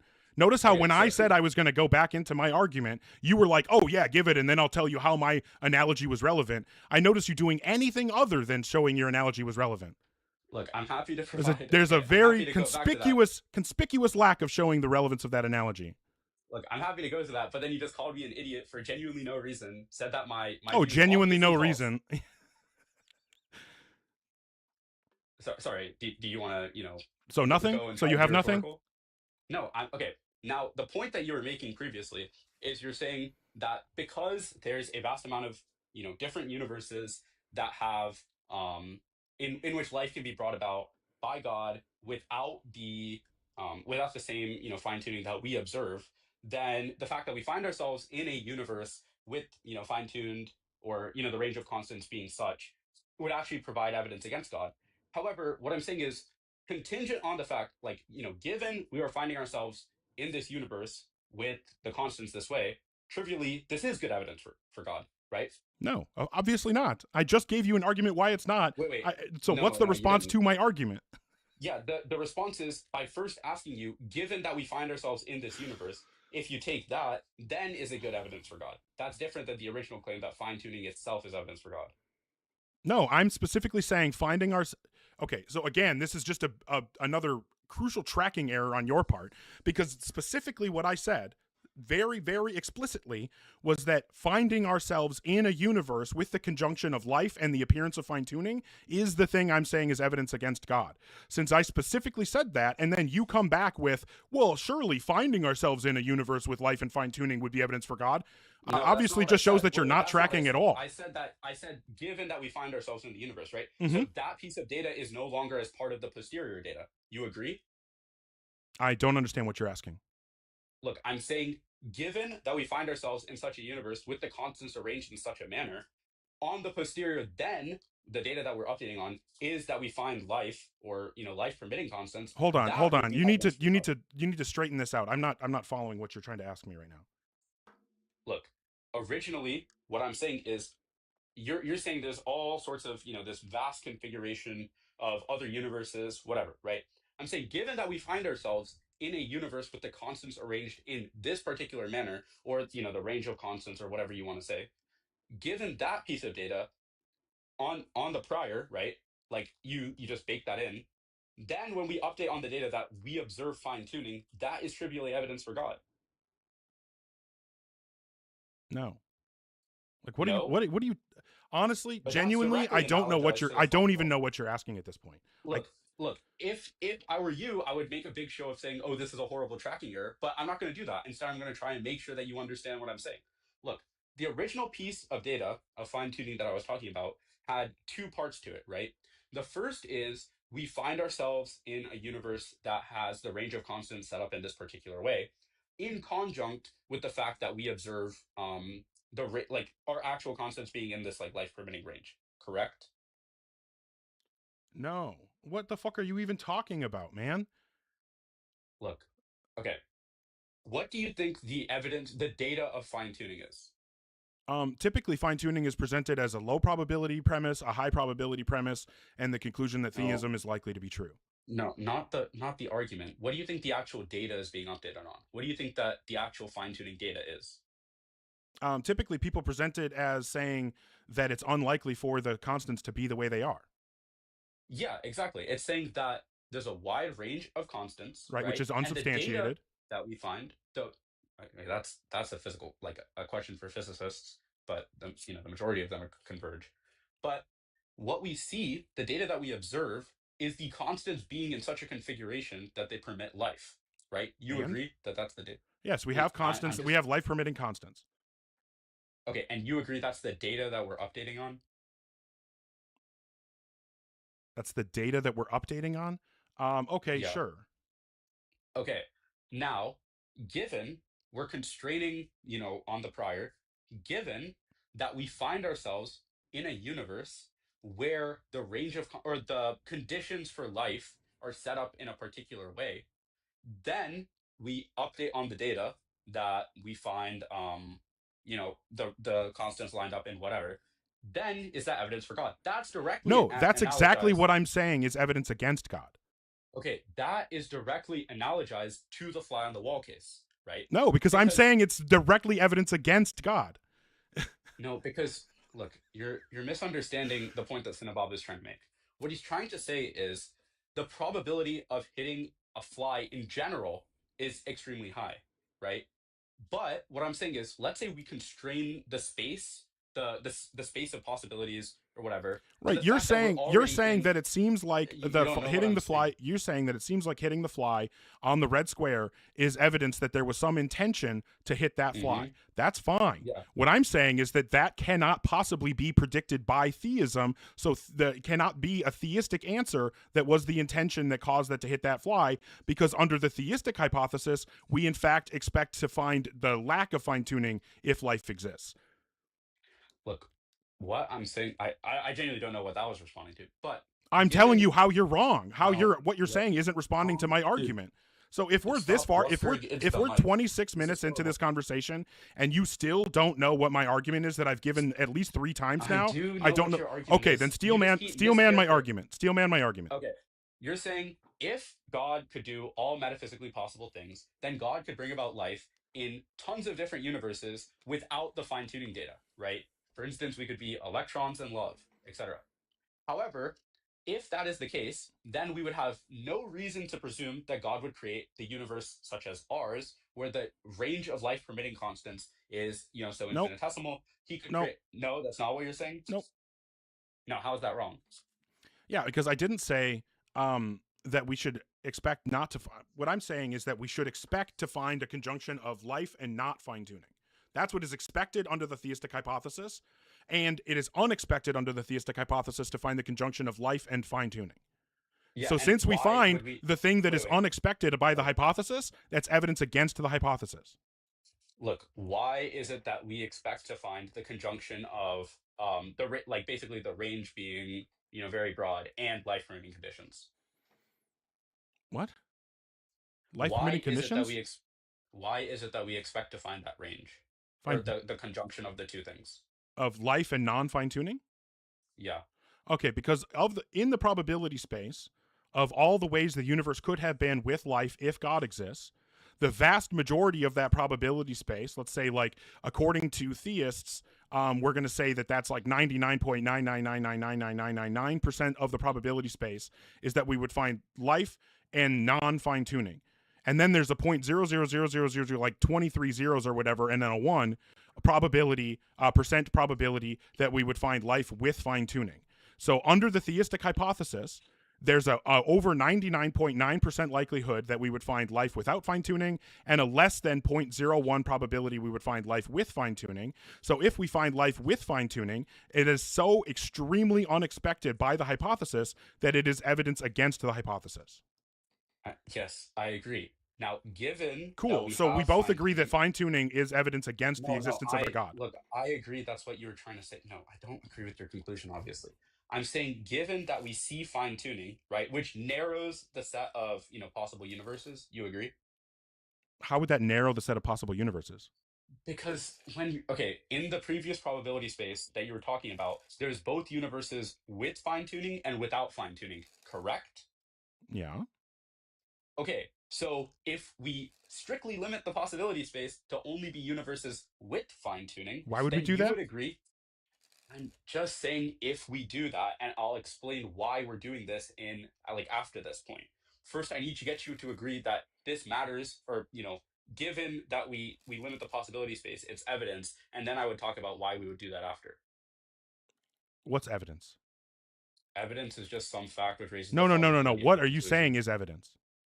What I'm saying is evidence is if, like, the fact that if we constrain the probability space to the universes where we observe fine tuning, then we see like life permitting conditions, then that's evidence for God. The same way that if we constrain the what the set, oh my God, if we constrain the background possibility space to only look at universes where there is fine tuning, right? Which would include universes where there's fine tuning and life, and universes where there's fine tuning and not life. You agree? I think so. I don't know what you're talking about at this point. Okay, look, the possibility space that you were going over includes, let's say, 4 types. Yeah, of I was talking about the universes, right? possibility space of all the universes where God could have created life. Yeah. Okay, so you're saying there's 4 types of universes, right? There's fine tune, no life; fine tune, life; no fine tune, life; no fine tune, no life. You Yes, agree? and we're only considering no fine tuning in life and fine tuning in life. We're not considering any of the other types. Yeah, because like when we look We're at the only posterior, considering because- the universes with life in them.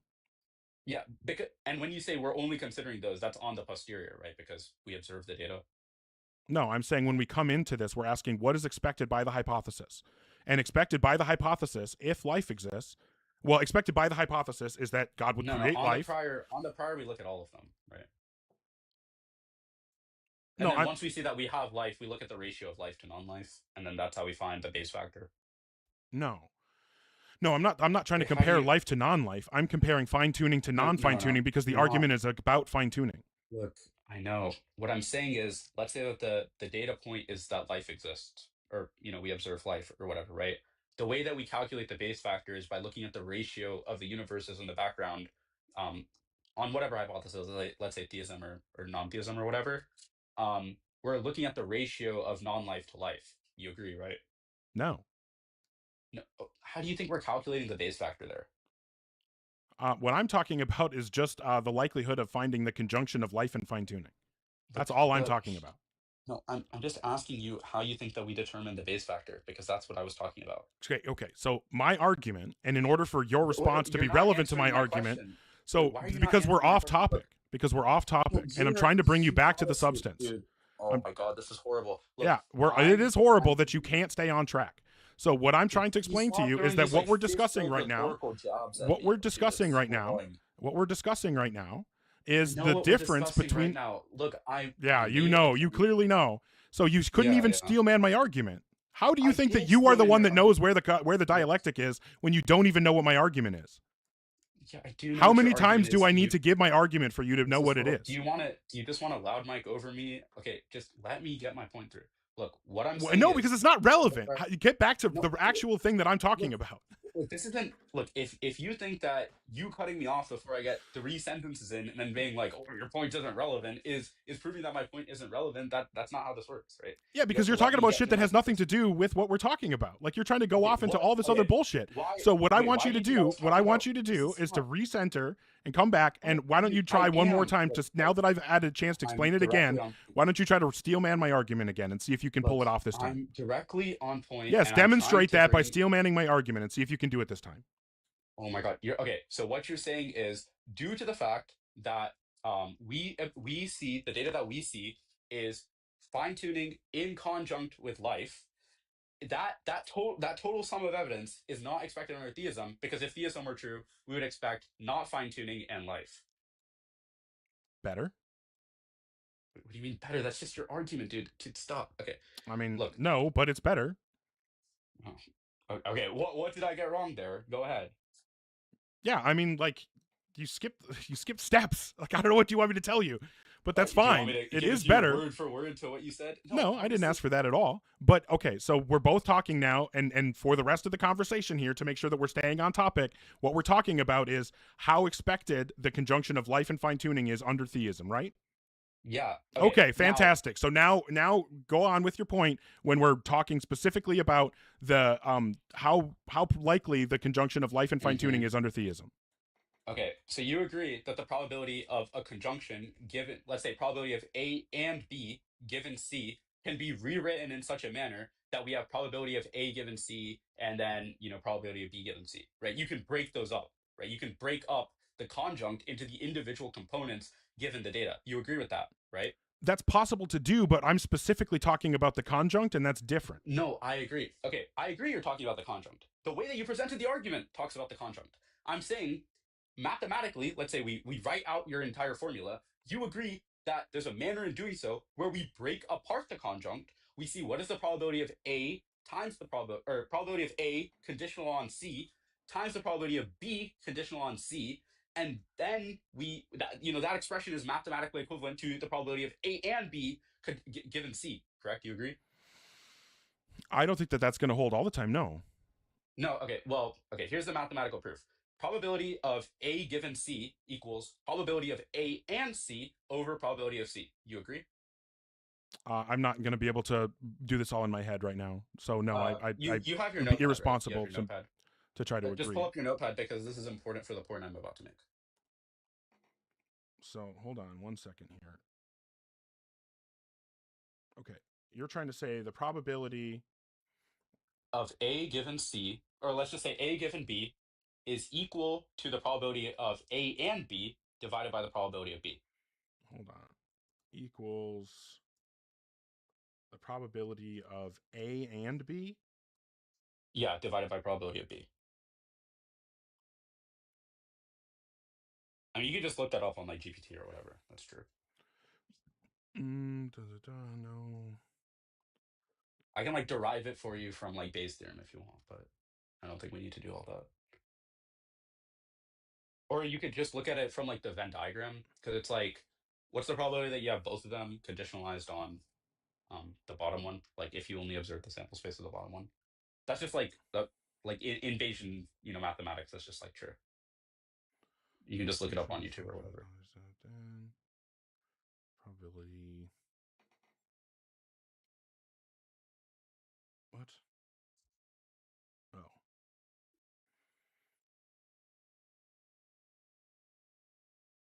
Oh. I mean, I'm gonna be honest with you. Like, I'm not. This may just be like a something that I can't assent to because I'm not knowledgeable enough, and I'm not gonna pretend to have. Just look at.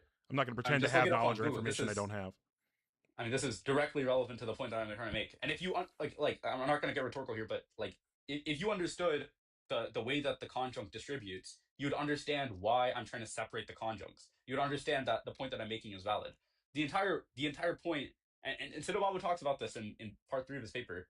The entire point of this attack on electrons and love is to break apart the conjunct into separate parts. Yeah, see, I think show how one part is evidence, and then show how the other part is indifferent. And then if that's true, then the entirety is there. That's why I'm trying to break it up into 2 parts. Yeah, I think that that's a problem, because again, like what I'm talking about is, from my perspective, as far as I can tell, like if we're saying like the conjunction is life and fine tuning or non-fine tuning, so L and F. Mm-hmm. Like if what I'm saying is that given theism, I would assume the probability of L is like 1, right? Or at least insanely close to 1. Roughly. Yeah. Right? Maybe asymptotically close to 1. And then the probability of fine tuning under so what I'm saying is that the probability of life under the theistic hypothesis is essentially 1, if not extremely close. And then the probability of fine tuning under the theistic hypothesis is asymptotically close to 0. That's okay. That's the part that I'm questioning, right? Okay. And that's why you break it up into 2 separate parts, right? Okay. Instead so of how do looking you at- demonstrate that the probability of fine tuning under theism is high? Well, it doesn't have to be high. It just needs to be like more. Basically, what you're trying to say is that when you multiply the two numbers together, right? Like the probability of life, given that we're in a finely tuned universe, like on theism or whatever that base factor is, times the base factor of fine tuning to not fine tuning given theism, that number just has to be greater than 1, right? I think it's far more expected. I think it's far more likely that no, because I guess what I'm trying to say then is that the probability of fine tuning Like, if we take life out of it and just say what the probability of fine-tuning is under theism, I'm just going to say that that's asymptotically close to 0. Or, well, I'll just take whatever that Penrose number is. Like, 1 times 10 to the negative 23rd or whatever that number is. I'm just going to say that that is what the theist is going to be committed to, the probability of fine-tuning being. And then, Well, I just would reject that, though. Like, I don't know why you'd expect that, though. Right. So what's the case that it should be higher than that? But that's not my burden, right? You're saying that the number is... That is exactly your burden. That is exactly what you're supposed to be doing, is showing why we should expect fine-tuning under theism. Why we should expect the fine-tuning data under theism? Well, again, it doesn't have to be expected. It just has to be non-infinitesimally small. Fine, and I can then just, show that. Appeal to... Yeah, you can just appeal to saying, like, look, maybe God has, like, some desire for it to be this way or something like that. It seems like the set So then you're just going to fine-tune your hypothesis? Then I can just say that, like, fine-tune the naturalistic hypothesis and it washes out. No. What I'm doing here is I'm just saying I genuinely have no reason to think that it's that low. It's that... Okay, what is the reason to think that it's not low? It's not... Look, if your only way of showing that it's not insanely low is to just fine-tune the hypothesis, then you have nothing. I don't have to do that. Okay, fine. Then without fine-tuning the hypothesis, give me the demonstration why we should expect fine-tuning to not be extremely unlikely under theism. Yeah, man, it just seems to be the case, Austin. Like unironically, that's like unironically what I have to Oh my god. Oh, this genuinely one of like the best trolls I've ever gotten. Like, you've done such an amazing job of showing like how like intellectually bankrupt someone would have to be to believe these things. And I'll be honest, for most of it, I actually did believe that you believe this stuff. But I mean, masterful work, my guy. Masterful work. Dude, what did Monkey Boy tell you, dude? What did Monkey Boy DM you in the meantime? I don't know what you're talking about. Oh, okay. I thought he blew my cover, man. But like unironically, I'm pretty sure that's like a fine response.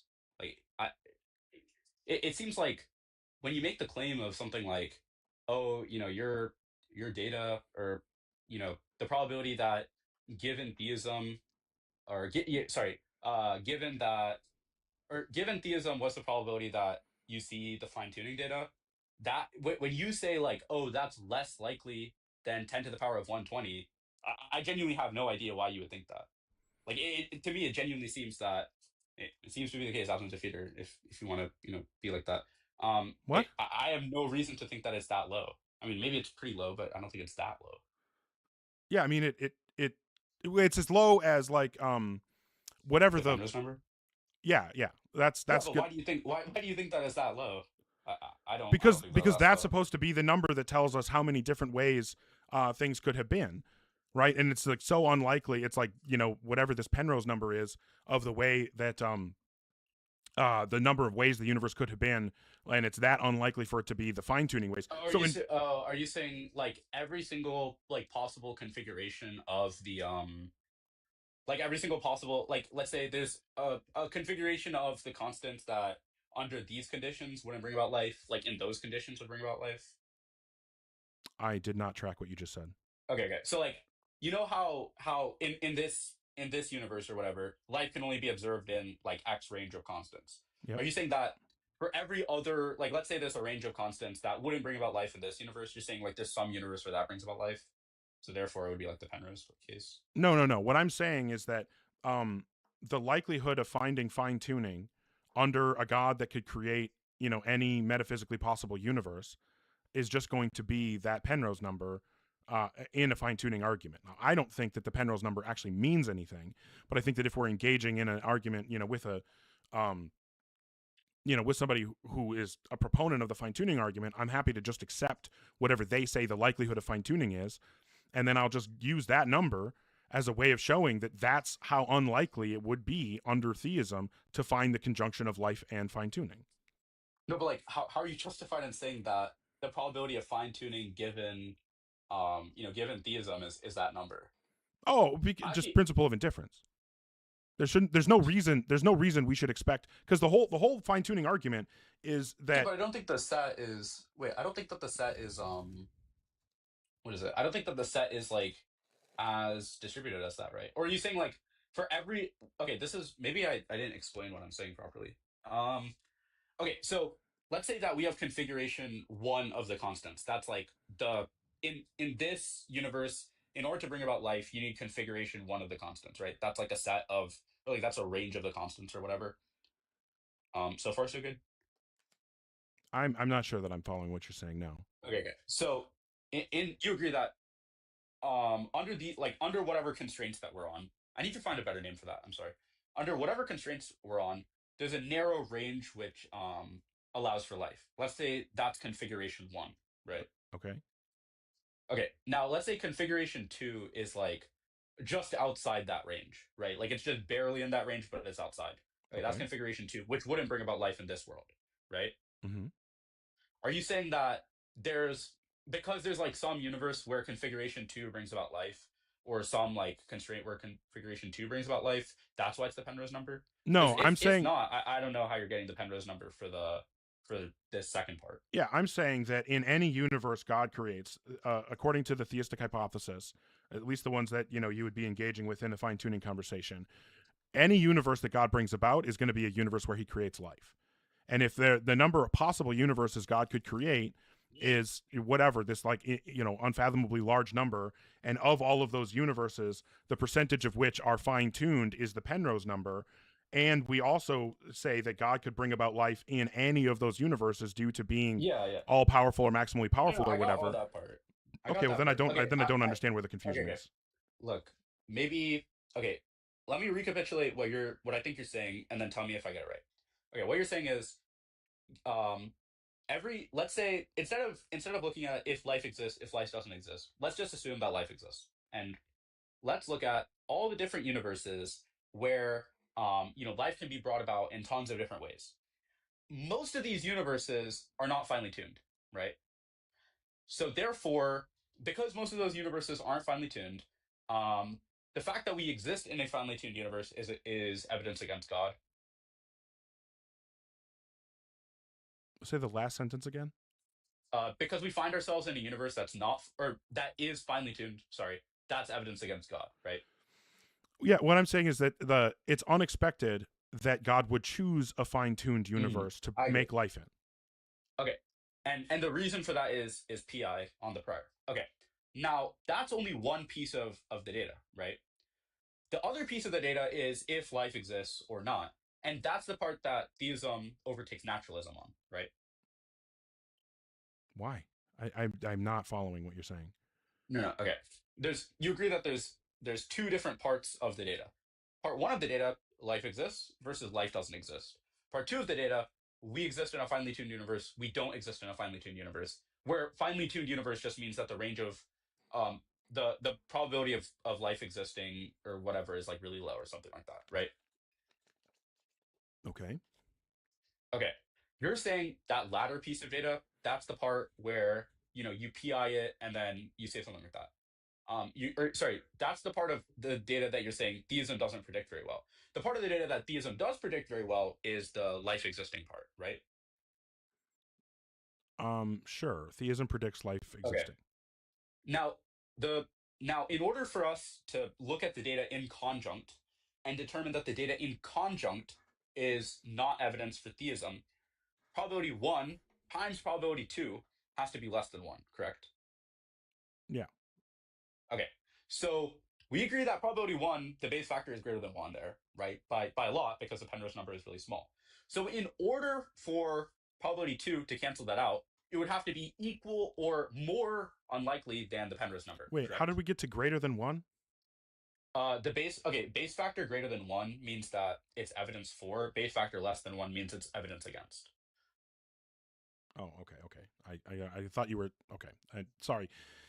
You're getting right over the line from the limits of my understanding of this probabilistic stuff. Look, I'm happy to chat with you on Discord or something after this if you want, and I can write out the stuff because I think it makes way more sense if you write it out. That's why Sure. again, not to get like rhetorical or whatever, but just pointing this out, like that's why the original point that I was trying to make seemed like it made absolutely no sense. But if I wrote it out mathematically, you would understand why it does make sense, as I'm doing here. Okay. Now, in order for the conjunction of both the facts to be evidence against God, right, or be evidence for God, the base factor of the first base factor times the second base factor would need to be greater than 1. Now, the first base factor is really, really high. So what you want, you're hoping that the base factor of the second part, the fine-tuned versus not fine-tuned, is really, really low, right? And how low does it have to be? It has to be so low that it's less than the Penrose number, right? It has to be less than the Penrose number, like less unlikely than the Penrose number, because that's what it was for the first part. You agree? No, I'm not following. Okay. The first base factor is really, really high because the Penrose number is really, really low, and it was in the denominator. 1 over a really small number is a really big number, right? Wait, why? No, I don't see why the Penrose number would be involved in the first part of it. The first part being if life exists, if life does not exist. Right, and we're saying like how likely is this under theism? Yeah. And that's going to be basically 1. Yeah, but wait, just remember it's life exists, life doesn't exist, given the current configuration of the constants and stuff, right? So you're saying, wait, you're trying to calculate the probability of life not existing given the current constants? No, we're comparing 2 hypotheses, right? Theism, non-theism. Okay. We're given the data that life exists, and we're constraining it to only. Okay, here's the better. Okay, maybe here's the better way of putting it. We're looking at theism given the current range of, or the current configuration of constants, versus naturalism given the current configuration of constants. And the data that we observe is that life exists, correct? Okay. Okay. You agree that under that, before we look at all the different configurations of universes and all sorts of weird constants, if fine-tuning exists, like that, we'll say like metadata or second order data. You agree under that, it's the Penrose number, indifference on naturalism's part, and then the Penrose number for theism's part. So it's more expected under theism by a really high margin, right? No, I don't see any reason why I would think that. Because as far as I can tell, under naturalism, the probability of life is really high. Given the current setup of the constants? What do you mean? Yes. Well, I just in general. No, because no. Wait, what? No. It's not in general because remember the 2 hypotheses that we're comparing is theism given the configuration of the constants versus naturalism given the configuration of the constants. Maybe you want to say if we disregard the way that the constants are currently configured and the ranges and all that stuff, naturalism is over theism. But I'm saying just with the constraints on them, on those constraints, that's directly analogized to the fly on the wall case, right?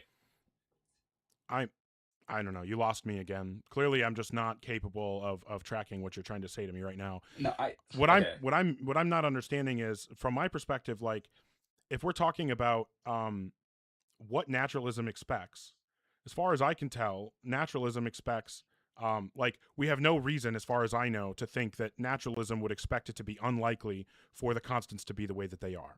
And then under theism, it seems that hypothesis does expect that the constants being the way, right? That hypothesis does expect that it's unlikely for the constants to be this way. But I'm saying that naturalism doesn't give an expectation. So naturalism wins over theism on that part. I agree. Okay, look, maybe. Okay, I don't want to kill your live, and I don't want to go in circles for the 5th time. Look, I'm happy to. Are you in Mason server by any chance? I'm not. Do you have Monkey Boy's Discord? I don't remember if I'm in his server anymore. Okay, can you just message me your Discord after this, and then I can explain it to you on there. That might be easier. Because I think. Look, I think you would get the point that I'm making if I just like write it out to you. Yeah, that seems like I probably would have an easier time tracking what you're saying, because it's just trying to do too many of the like this given that given this based on that update on this and whatever, and it just is getting too jumbled. Verbally is not the best way to do so. But maybe I'll just summarize it big picture for you. What I'm trying to say is there's 2 parts to the evidence that we're updating on. The first part is if we look at the parts separately, the first part is good evidence for theism. The second part is good evidence against theism. How do we see if the conjunct is good evidence for theism? Like when you put them together, the way that you would do that is you'd compare is the first part really good evidence for theism, or is the second part really good evidence against theism? And the ways that you do that mathematically is like the Bayes factor. And if the Bayes factor of both of those, when you multiply them out, is greater than 1, then on the whole, that's evidence for theism. So what I'm trying to show is the data of fine-tuning, the data of life existing is better evidence for theism than the evidence of than the evidence of fine-tuning is against theism. So I think that if I'm tracking, which I'm not going to make the definitive claim that I am, but if I'm tracking, I think that what this is going to end up coming down to is what we want to say or what we're willing to say the hypotheses expect. Because from my perspective, I think that there are very, very different expectations on the likelihood of fine-tuning or the existence of life. I think the existence of life under naturalism is fairly high, but then it's like 1 for theism. And then on the other side, like the probability of the constants being the way that they are, I have no idea. Is really low on theism. Well, it's fine-tuning really is fine-tuning is insanely low on theism, and then I think it's undefined on naturalism. That I'm a little skeptical on, but I mean, I would need to see something about how we determined the range that the constants could have been in, or ranges. Yeah, okay. That seems fine. I think there was a good debate recently, and Dan Linford was talking to Philip Goff about this, and I think that I would just the exact point that Linford was making is exactly what I would be saying. Obviously not as intelligently as Linford would say it, but that would be the same point that I would want to make. Yeah. I mean, okay, to be frank, I don't think that fine-tuning works holistically, but I do think electrons in love is false, and this is the objection that I give to it. But yeah, I don't think that my argument that I'm giving is exactly electrons in love. And I know that there are similarities. There absolutely are similarities, and I'm not claiming that there aren't. And I'm also not claiming that I have some idea that is, revolutionarily novel and like nobody's come up with this before. But I do think that it's a different argument. It's a different objection than electrons in love. Maybe it's not as different as I think it is, but I'm pretty sure it's at least different enough that the response needs to be slightly different. Okay, maybe to this point, I still don't understand what you're saying then. Because to me, your argument is fundamentally the exact same as electrons in love. You just don't say the words electrons in love. Maybe I'm just wrong on that, but maybe I'm over I don't know, like overblowing the similar or the dissimilarities. Maybe I'm like overestimating how many dissimilarities there are. I don't know. It seems dissimilar to me. Maybe I'm wrong. Okay. Yeah, I think I'll leave it at that. But yeah, that's just. I mean, you're the first person There's not a lot of atheists on the app that have read Sinabavu, so I'll give you that. But you're the first person I've tried this is like my own objection to electrons in love on. So maybe I just have to find a way to explain it better. But yeah, all right. Well, good chat, man. Yeah, I mean, I don't know. I'm fairly easy enough to find. I don't know if you're an Ian server or anything like that. I'm in there if you. Oh yeah. I think I am. Okay. I'm pretty easy to find in like the philosophy channel in there. Okay. And maybe later we can also talk about PC because that view is obviously true. Oh my God, no! Oh my God, it's so stupid. Are you an infinitist? No. Are you a coherentist? No, I have like a weird. I don't know. People want to tell me that I'm found-herentist, but I really don't like. I don't know. Maybe I am. I think of myself as a foundationalist, but maybe I'm a found-herentist. I don't know. I kind of got annoyed with epistemology and haven't been back to it in a while, mainly because the last epistemology book that I read was fucking Humer, and he pisses me off. What? Dude, Humer is the GOAT. Understanding Knowledge was such a great book. Fuck you, dude. Oh my God. I'm still reeling from the impact that reading that has had on my understanding of philosophy, and I'm working very hard to remove Humer's influence from my understanding. Dude, I'm telling you, don't do all that. Humer's right about everything. Oh my God. I one time naturalism is true. humor is just so insanely wrong about so many things. There's very few things that humor is even close to being right about. But whatever. Yeah. All right. Well, Good have chat, a man. yeah. I'll see you some other time. All right. Have a good one. All right. Well, that may have been boring for everybody, but eventually at the end it actually did get kind of interesting for me. Okay. What is happening? I'm sorry, I haven't been paying any attention to the chat, so I'm sorry if there was something that I missed. But appreciate the support, everybody. Thank you to Shuki and Bamboo, Zell, P90X Gangster. That's an interesting name. Hop Count, thank you. Bear, both sides. Melissa, appreciate you. Alan Gibson, Goatman, Miss RN Hospice, Poopman Jones, Poppy Loco. Thanks everybody for the support. Very, very much appreciated.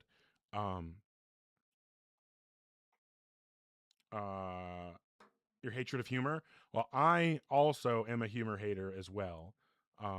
If humor has no haters, I am dead.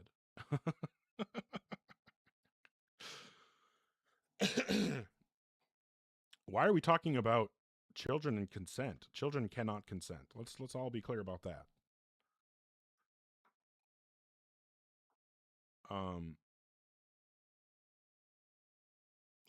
Daniel, we're talking about the philosopher Michael Huemer, Huemer. He wrote a book called Knowledge, Reality, and Value, which I do recommend to people all the time. I think that Knowledge, Reality, and Value is a great introduction to philosophy. And one of the best things about Knowledge, Reality, and Value as an introduction to philosophy is that reading it is almost guaranteed to piss you off. And then you'll want to go learn more about philosophy to prove Huemer wrong. But I also, so I read Knowledge, Reality, and Value, and then I've also read twice, actually, Michael Huemer's epistemology book, Understanding Knowledge, and that's another one that pissed me off massively. But okay, so I appreciate everybody. I know that that probably got really annoying for everybody, and I apologize. It is what it is, but thank you all very much for being here, for the support. You guys all rule. As I wrap up here, I'll just remind everybody that tomorrow is not guaranteed, so make sure that you take every opportunity you have to let your family and friends know how much you care about them.